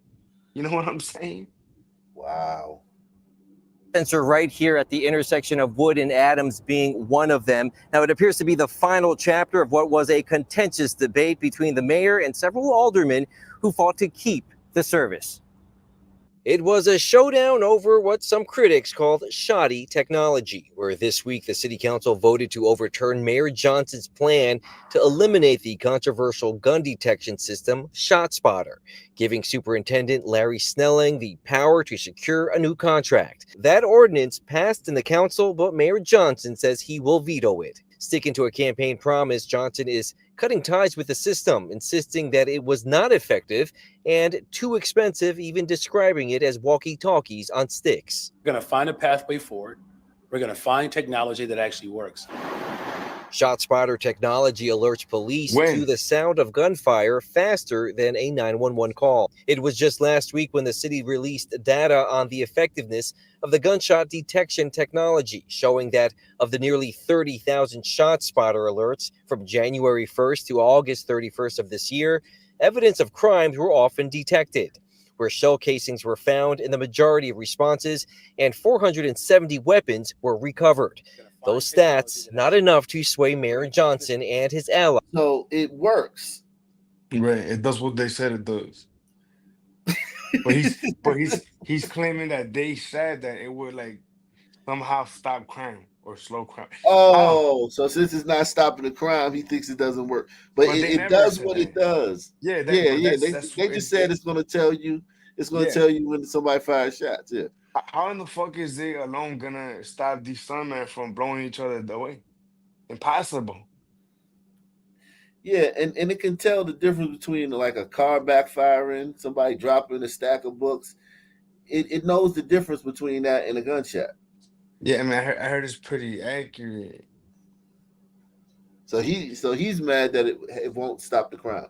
Technology alerts police to the sound of gunfire faster than a 911 call. It was just last week when the city released data on the effectiveness of the gunshot detection technology, showing that of the nearly 30,000 ShotSpotter alerts from January 1st to August 31st of this year. So there were 30,000 shootings between January 1st and August 31st in this city. Is that what they're saying? That's Yeah. impossible. But that's the thing. Look at how is it impossible? What do you mean? 30,000? I don't believe it. A lot of them are non-contact though. Yeah, a lot of them they're like I said, no one's hit. Mm, But okay. yeah, I mean, you know how these motherfuckers are. They shoot so recklessly, bro. But the thing about this shot spotter thing, right, is I forget the exact percentage, but it was pretty stunning. The rate at how when there's gunfire and shot spotter alerts the cops and there's no 911 call in the stand. Think about Yeah, that. no one calls the police. Yeah, yeah. That So that, that was a big thing in Oakland too. They had a problem with that. No, yeah, so but they so told me this so. exactly. So think about that, right? So this shot spotter, right? It alerts the cops and gets them to the scene where there's possibly some clown on the ground dying, and the cops here come the fucking goofy pigs saving the dude's life, right? But Hmm. I always thought like, wow, man, these cops coming doing all this. Little do they know that this dude dying, he's probably gonna commit a mass shooting. So really, it's like you killed 3 people, bro. You saved him, but you killed 4 people. You know what I mean? It's like Yeah, he's gonna when he heals up, he's gonna kill. So he's gonna be shooting his he's gonna get cousins. that get back. Yeah. Wow. Evidence of crimes were often detected, where shell casings were found in the majority of responses, and 470 weapons were recovered. Those stats, not enough to sway Mayor Johnson and his allies in the council. When they first came in, they said it was going to reduce violence, it was going to increase convictions. It did not do that. Studies show they did not do This that. guy's a Meantime, clown. Alderman Ray Lopez of the 15th Ward, among the many... That's such a retarded take Yeah. about that. Yeah, Like, he don't. That you guy, can't. Yeah, you can't. That type of idiocy that this yeah, guy's spewing right here is. It's yeah. almost like saying, why teach like teachers CPR because kids are still going to eat food and they'll still laugh and play while they're eating. They're still going to run around and play with food in their mouth. So why teach teachers CPR? Because it doesn't stop the kids from Yeah. doing risky things with food in their mouth. No, No, this guy here is definitely retarded. And the sad part is that I think the majority of the burritos on the city council are retarded like him, and they think like him, like children, like they have this idea in their head. I mean, your family fled wherever the fuck you're from to come here, not for you to turn it into wherever the fuck they fled from. yo, yep. But There's no way it's 30,000 shootings, bro. From January to August, that's 4,000 a month. yeah, That's but they're fucking. not contact. They're not like nobody. No, I don't believe it, bro. If nobody So gets hit, there's no really story about it. So maybe we misheard it. I mean, I don't know if you want to rewind it because I think it's possible. I think it's very possible. Yeah. 4,000 shootings a month. Listen. You in Philly, right? Y'all got 1.5 million. They got 3 Yeah, million.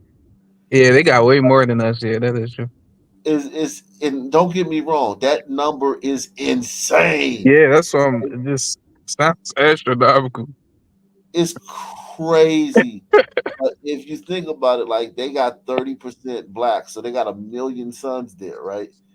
Y'all got what 50% black, so y'all got like what 750,000 sons. Yeah, something like that. So it's like they and all of them are sons. That's the thing about all of them are sons and hombritos. Like it's like 90% son, 10% hombrito, right? Something like Yeah, more or less, give or take.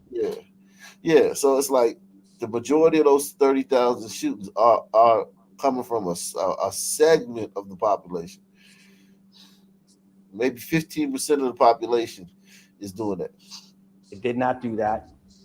Studies show they did not do that. Meantime, Alderman Ray Lopez of the 15th Ward, among the many proponents of the technology, who says he is now concerned on what happens next. What will happen tomorrow or the next week or the rest of the year as the gunshots continue to rain in the city of Chicago and no one calls 911? How many lives are we going to put in jeopardy just to keep this political promise? Well, the murder rate's going to go up because of what Wiki just said. those people not getting immediate attention from the cops being brought to the scene. Yeah. So I think Chicago's murder rate is going to skyrocket because even when somebody gets shot, they usually get to the trauma center with speedily, and it goes down as just the person that was shot and not a person that was murdered. Right. But on the bright side of what you just said, at least the way I look at it is I cannot because I read the paper over here. I like being lied to, so I read the paper, right? Um I cannot wait to read the headlines, the front page talking about what you just said. And I can't wait to see the Sun Mayor's stupid ass reaction, right? Do you remember when they said that he was going to the hospital because he was under a lot of stress? He's going back to the hospital, chief, for this. I'm telling you He right won't now. make the connection. There's no way he'll make the connection. No way. Oh, if he can't make it, the paper and this guy that just talked, they're gonna make sure he gets the fucking connection. They're not gonna let him. They're not gonna let him let this shit down, bro. New details tonight in the murder of a South Shore mother. this Her clown, too. 17-year-old son is in custody and charged as an adult. Asal Razai joins us from Cook County Courthouse, where he appeared in front of a judge this afternoon. The judge visibly emotional here today as he took on this case. He called it a tragedy. As we learned, the shooter is 17-year-old Davian Pryor. The court saying the victim in this case is his mother, who he shot in front of other family members. Devastating details emerging just days after the murder of 43-year-old Tatanisha Jackson. Court documents reveal her 17-year-old son, Davion Pryor, is now charged with first-degree murder. They say he shot his mother in the head at point-blank range 4 times as she was arriving to her home on Cornell Avenue in South Shore Thursday afternoon. Her husband, Davion's dad, and his 7-year-old brother both just steps behind her when she was shot.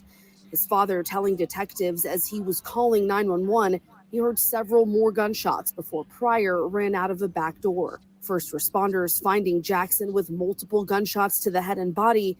They also found 12 shell casings nearby. Detectives recovered a gun at the scene and say Pryor turned himself into police just hours later. Prosecutors say Pryor has 2 pending cases in juvenile court for aggravated battery and vehicular hijacking. He was on home confinement at the time of the murder. His grandmother telling us in court today he's been diagnosed with mental health problems in the past and has been off his medication. The judge ordering a mental health evaluation for next steps in this case. Pryor will remain in custody with an upcoming court date set for next Friday. Damn, Davion. Shit. He crashed out. Yo, you know that nigga was a demon. He killed his mom. In front of his dad and his little brother. That's a perfect story for divested zealot to cover. Should be going cool on those. I know, yeah. Shit. Yikes. Yeah, as a son, man, I think the only thing worse than being a coon is agreeing with a divester, though, about anything. You think so? Yeah, these niggas, I done said I agree with some shit Cynthia G said. These niggas start acting like I fucking hate all Sunmen with a passion. Yeah. They feel threatened by her or something, or what?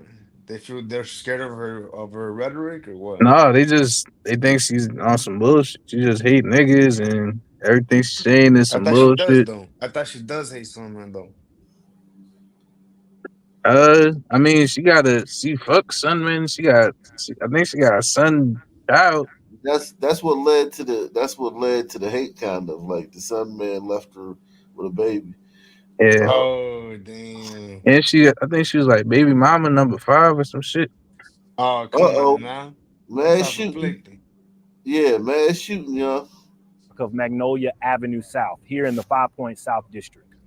That call was updated that multiple people were shot. Our officers arrived on the scene when they observed 2 adult males and 1 adult female who was unresponsive on the sidewalk, suffering from a gunshot wound. We also began locating multiple additional gunshot victims in and around the area. Also, multiple victims began arriving at various hospitals throughout our city. Birmingham Fire and Rescue personnel arrived on the scene in the 2000 block of Magnolia Avenue. Our medics pronounced the 2 adult males and the 1 adult female deceased on the scene.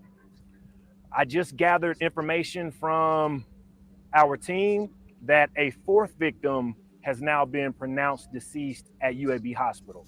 So we have a total of 4 deceased victims as of now. From speaking with our officers and speaking with our detectives, we have dozens of gunshot victims from this area. Wow. I'm told at least 4 of those gunshot victims are life-threatening. The other have various injuries. Here's what we know so far in this investigation. We believe that multiple shooters fired multiple shots on a group of people in the 2000 block of Magnolia Avenue. There's no one in custody, and we cannot stress to the public how important it is for us to have information in this investigation. We have reached out to our partners with the ATF. We have reached out to our partners with the FBI. You will have a plethora of law enforcement agencies assisting the Birmingham Police Department. And rest assured, we are going to do everything we possibly can to make sure that we uncover, identify, and hunt down who was ever responsible for preying on our people this morning. So if you have any information, please reach out to Crime Stoppers. That's your best avenue. Wow. 12 shot in dozens shot. Let me change that. Dozens shot in Birmingham. Wow. I didn't see that on CNN. Yeah, man. Well, it just happened though, right? To be fair, or no? That's true. Yeah, you got to give CNN probably talk about it in the morning, man. On the 24-hour news cycle coming soon. Yeah, because it's like it's a mass shooting. So they okay. So here we go. Yeah, I wish the one glider from Transylvania was here. I don't know if he's aware that we have a gun problem in this country over here. We have a major gun problem. We got a race problem. I mean, a problem race. So this is it says automatic rifle fire just broke out right in front of us at 5 Point South area of Birmingham. Wow. Said I count at least 5 possible deceased and multiple wounded. Chaos and pandemonium immediate. Yikes! It looks chaotic just looking at these. Yeah. 4 dead, 4 with life-threatening injury, dozens of victims. The 200,000 block of Magnolia. But we saw this shooting. Do you remember the Kansas City Chiefs parade? How that unfolded? Yeah. So if you've seen one of these, you've seen them all. Yeah, tell me about it.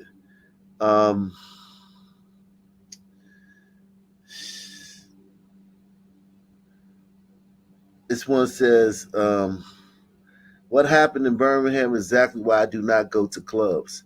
6 people got shot outside of that building, and they shot up the same barbershop twice in this. Okay, so I think this is a club set in the club scene. Wow. Wow. Wow. That's crazy. And we gotta stop these guns. Yeah, these guns are out of control, man. We just gotta get these guns off the street. Somebody said Noor. Wow. And Birmingham is a very violent city. It's underrated, man. In the Southern Conference, man, they get busy, man. They get busy. Are they like New Orleans or Memphis busy though? Yeah, Birmingham is definitely, definitely. It's not Memphis, but I would say it's not Memphis or Jackson. Well, is it Jackson? Yeah. You say like, okay, what about Mobile? Which is a bigger city, Mobile or Birmingham? Yeah, You know? Mobile is a smaller city, so for bang for your buck, I think you're gonna go with Mobile over Birmingham. But I don't even know Montgomery. Remember Montgomery where they had the riverboat, Oh yeah, the broad. right, with the chairs and shit. That Yeah. place is a fucking violent place. Yeah, I still can't get past the Sunman swimming to save dudes. Like, God, like if it was brothers fighting, no way he would have fucking got in the water Hell swimming like no, that. he'd have been running the other way. And just how seeing sons get like so excited and proud over that, it's like, what you proud about, bro? They were beating a old glider queen with a chair, bro. Like, what are you proud about? So yeah, this just happened. So the only story of online. Magnolia Avenue. And rest assured, we are going to do everything we possibly can to make sure that we uncover, identify, and hunt down who was ever responsible Man, that's for racist. preying on our people What he this means morning. hunt down. So if you have any information, please reach out to Crime Stoppers. That's your best avenue. You can remain anonymous and you can receive up to Hunt them down and put them in $5,000 in chains. cash for your tips. And get the rope. And get the rope. It's on CNN.com now. I just looked. Yes, ma'am. You joking, right? Yes, ma'am. CNN is on this. Right now, we have dozens of gunshot victims who are at various hospitals. In these types of situations, when you lock into a number, that number typically changes. So we can, for a fact, say that we have dozens of gunshot victims from this area. So more than 24. Dozens. Unknown on that number, but we have dozens of victims. We're not going to lock into a number right now, but when we finalize everything, we will provide that number to our media So partners. niggas came up and just fired a volley of bullets into a sea of black people that were at a club. That never happens. And Ryan Clark, listen, if that happened to Ryan Clark's, if Ryan Clark's kid was there, he wouldn't have said nothing about it. If Ryan Clark's relatives were there, he wouldn't say nothing about it. Wow, that's true though. How does that make any sense, man? Like, it doesn't make any sense. He wouldn't come on ESPN tomorrow crying about it and shit, talking about some. He just wouldn't say nothing about it. He wouldn't say anything. Or he'd probably be like, keep my gun. Loved one in prayer. They were at the club the other night. They're in the hospital. Too many guns. Were these group of people outside? It's time to stop, y'all.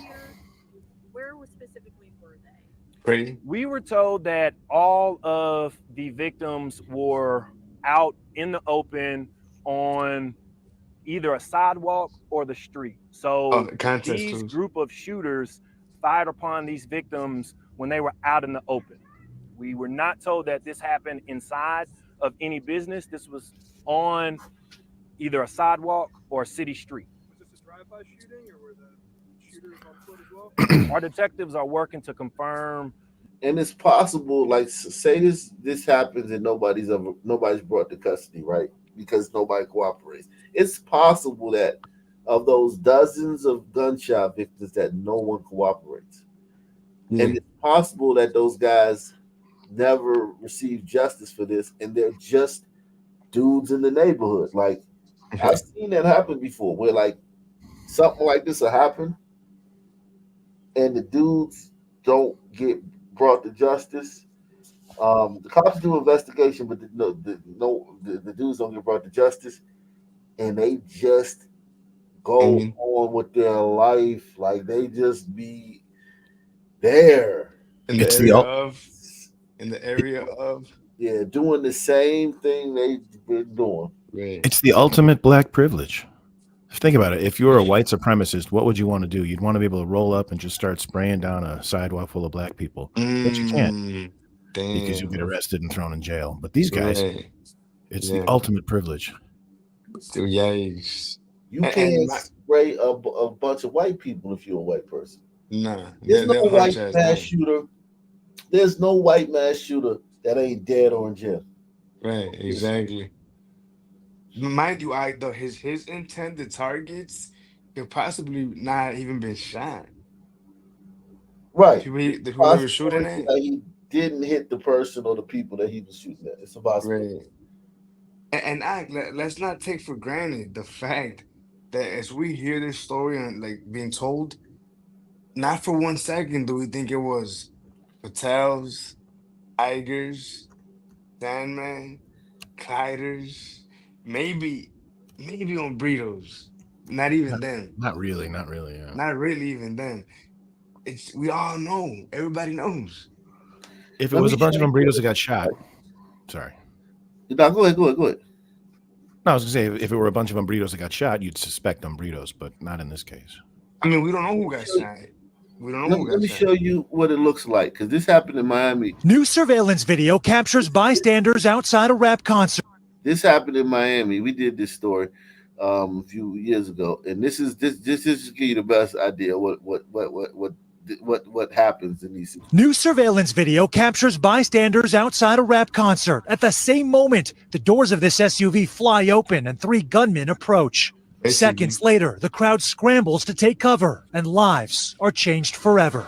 Nearly 3 days after this Miami mass shooting, the crying conveying the heavy loss of 23 people shot.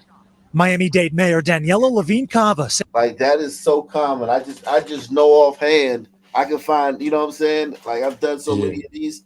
I just know offhand, the stories about this, and it's a very common. This is very common in black men. And do you think there was someone specific they were trying to hit, or were they just indiscriminately spraying down people? It could be anything. I think it could have been something as simple as like they could have been part of the crowd at one point, and something happened with somebody or some crew in that crowd, and they left, and then came back and did that. We could literally have like a wheel of reasons, spin it, and it could literally be any fucking reason on there, right? It could be something serious. It could be something trivial. But I mean, imagine they're tigers that are involved, right? It's like a tiger incident. How weird would that fucking be, man? It'd be fucking weird. Yeah. If this was this right here, from what I've seen, when there's no manifesto, when the person didn't leave the house with intentions of doing this, as like write a manifesto. Right. This is probably 98% Sun Prime and maybe 2% on Brito. But even that 2% on Brito, some of those are Sun Britos. New surveillance video captures bystanders outside a rap concert. At the same moment, the doors of this SUV fly open and 3 gunmen approach. Seconds later, the crowd scrambles to take cover, and lives are changed forever. Nearly 3 days after this Miami mass shooting, the crying conveying the heavy loss of 23 people shot. Miami-Dade Mayor Daniela Levine Cava says no resource is being spared to find the assailants. Do you have any idea at this point whether these shooters are from South Florida? These are targeted shootings that are coming from the local community. This is something that we need to take care of right here in Miami-Dade County and get control of. An all-out manhunt as investigators uncovered the stolen SUV used by the shooters in a Miami canal Monday. The massacre, just the largest scale tragedy in a week of non-stop violence in Miami. 3 more shootings taking place overnight, including 2 injured in Miami Beach by famed Prime 112 restaurant. Seemingly no area immune from the gun violence. Will this leave a scar on Miami-Dade? No, but okay, but yeah, that's just, I just wanted to let you guys see of like what it kind of looks like when that thing happens.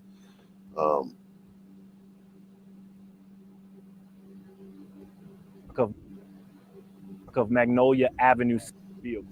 And that's why we need the public's help. There's no information that's too small in an investigation like this. Do you have a number of shots fired? We're just going to say multiple shots fired. Do you know why that group was there? Was there a party or an event down this road? It's just a beautiful night on a Saturday. This is one of the most popular entertainment districts in Birmingham, so you can always expect a crowd. Right now, we are focused on getting these shooters off the street. We can't stress enough, if you are a business owner and you have a business in the 2000 block of Magnolia Avenue or surrounding areas, we cannot stress to you enough how important it is. If you have any surveillance footage, please reach out to the Birmingham Police Department. We know that this area is saturated with cameras. If you own a business in the 5 Point South District, in and around the 2000 block of Magnolia Avenue, we need you. Witnesses said that many of the victims were waiting in line to get into a hookah lounge that's in that corridor. Is that correct? Yes, ma'am. There's multiple businesses in and around that area, so that area typically has a lot of pedestrian traffic. The night of the homicide in Billy Bryant Park. Billy Bryant. What is it? Brother Bryant Brother Park. Bryant Park. Yes, ma'am. Multiple officers left there and came to a fight here in the exact same location. Is this a trouble spot? This area is known to our officers as a spot that people congregate because there are local businesses nearby that they patronize. And what that homicide showed us is that we have a ton of resources with our businesses in the form of surveillance cameras. If you have a business in the 2000 block of Magnolia Avenue, again, we need you because we know that your surveillance footage captured something. This is the second mass One second, I'm gonna get Megan real quick and I'm gonna get you, Miss Carol. This is the second mass shooting in Birmingham this summer. And we still don't have any arrests, I believe, from the other one. How do we focus on this one and that one? And what do you say to a second mass shooting in this city in a matter of months? Well, first, what we do is we bring together all of our resources. We have a great resource in the Birmingham Police Department's real-time crime center that we tap into in any crime. But there's nothing that can beat the public's help. There's no greater resource than the public. And that is why we have a plea to the public. If you are out here, if you saw anything, if you heard anything, please reach out to Crime Stoppers. I ain't see nothing. I mean, the bandwidth, yeah, I'm muted, you talking, but yeah, the bandwidth, You gotta beg black folk to come forward in situations like this. But if a white guy tells a joke about black women slapping their boyfriends, right, you gotta beg them to shut up about it. If a white guy tells a joke, the next fucking morning we gonna know, like, his last 20 places that he lived at, where his mom lived at, his dad, how many jobs he had, where he graduated college at. Every time you take a shit. Crazy, man. Do rewards help get information out of the community? I mean, when they Hell say no. No, huh?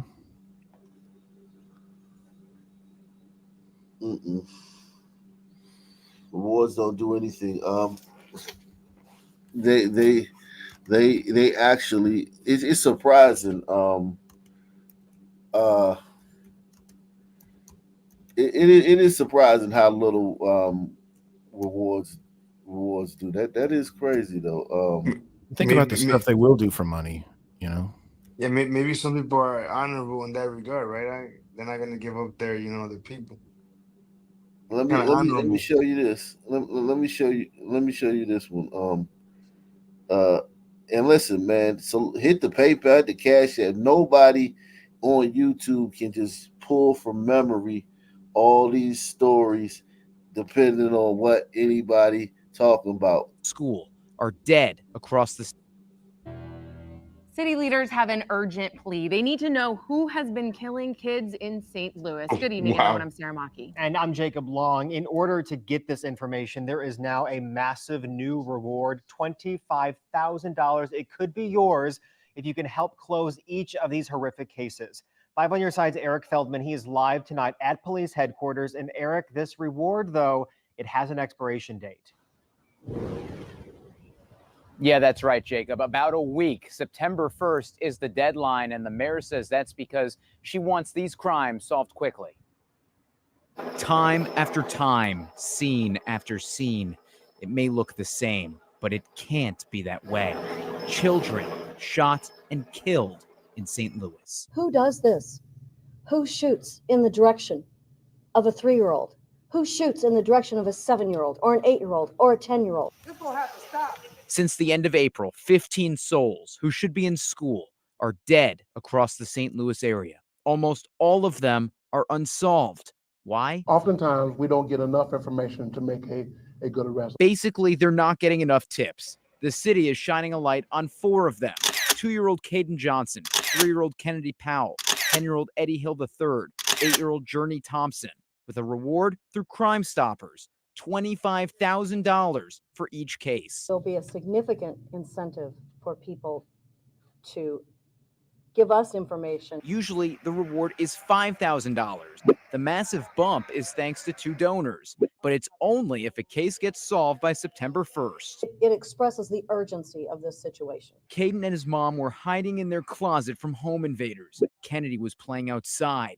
Eddie was on his front porch. Journey was at a high school football game. We're not going to say stop going to football games, but it should be unacceptable to all of us. It should be intolerable. So they hope this reward will put the people responsible behind bars. The number for Crime Stoppers is 866. So does that answer your question? Yeah, it's crazy. You can't even say the things they will do for money. You know, they'll rob, they'll kill for money, but not turn in a scumbag. Can't pay niggas 25 racks to tell. God damn. On a kid that was killed. On literal children dying. And these niggas will not, they won't give any information. You're dealing with at what point do we say, yo, we're dealing with some evil people? That's evil, man. You want some no snitching shit, and you won't help a child get justice.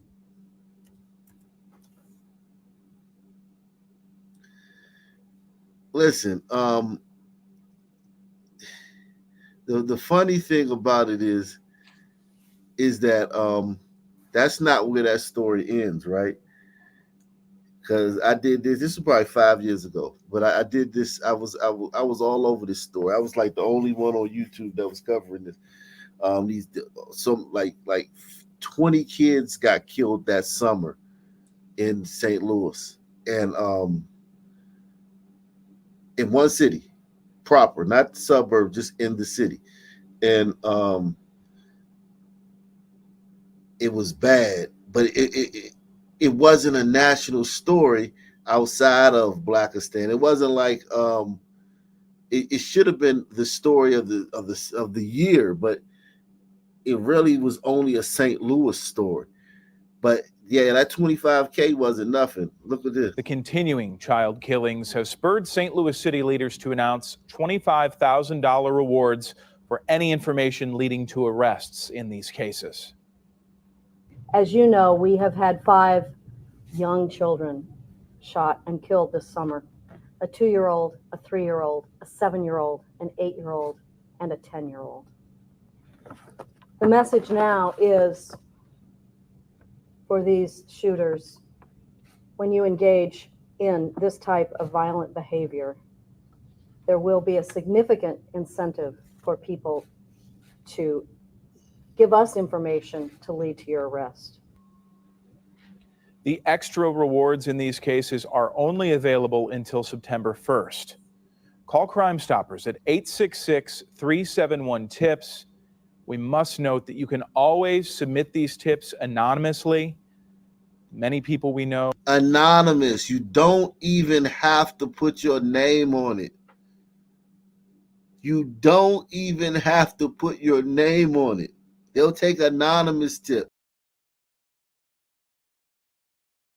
I mean,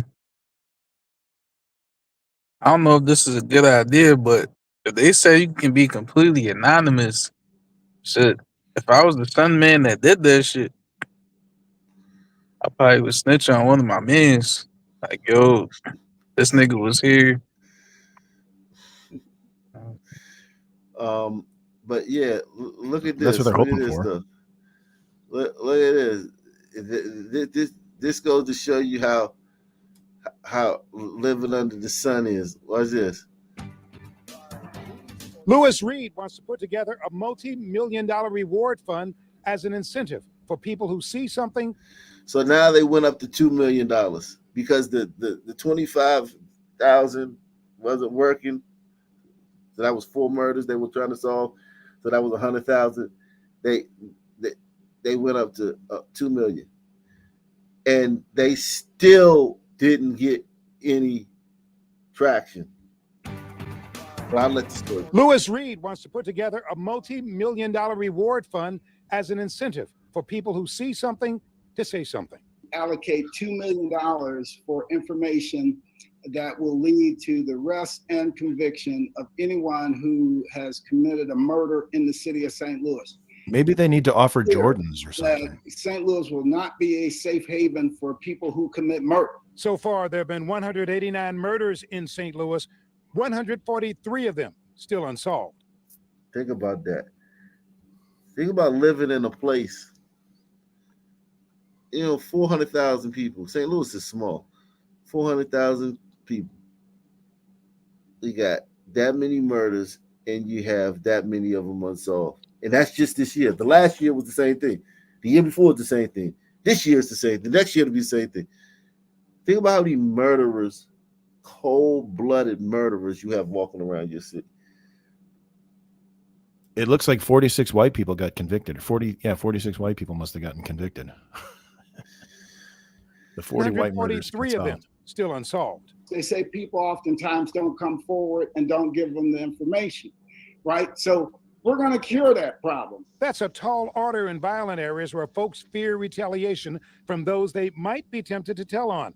It's not like it hasn't been tried, just not on the scale of $2 million of taxpayers' money. What makes you believe this will work? Remember when the person came forward with like $100,000, offered rewards for information leading to the killers of the children that were killed last year, and they didn't get one arrest in that case, even with that big reward. What makes you believe your idea will make a difference?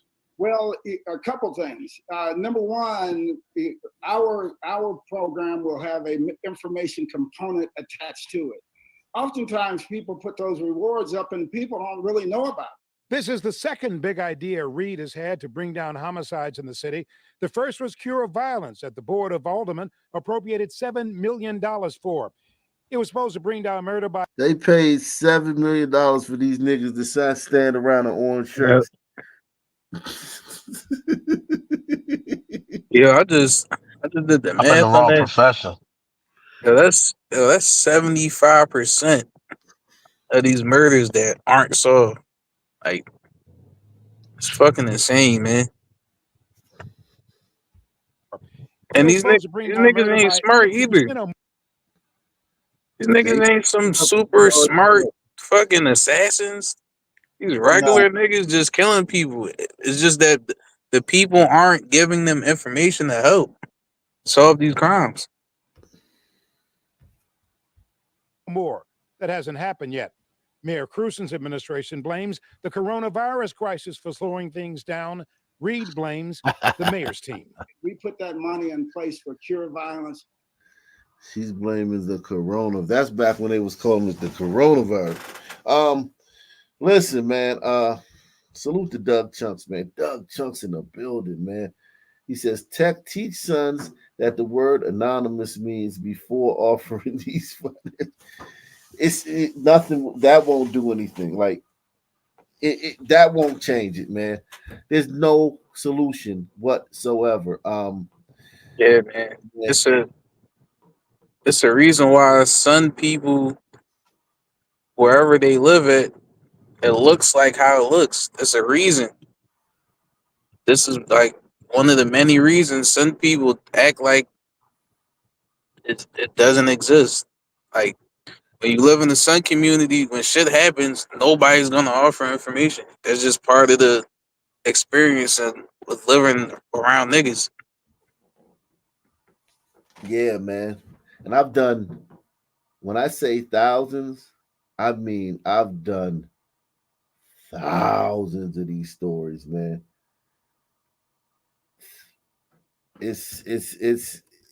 It, if anybody know, I know, Jack, man. Um, thousands of these stories, man.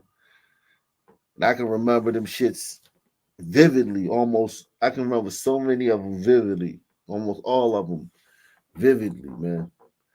Um, hit the like button, subscribe. Peace. Same black time, same black channel. Out of here. Peace out.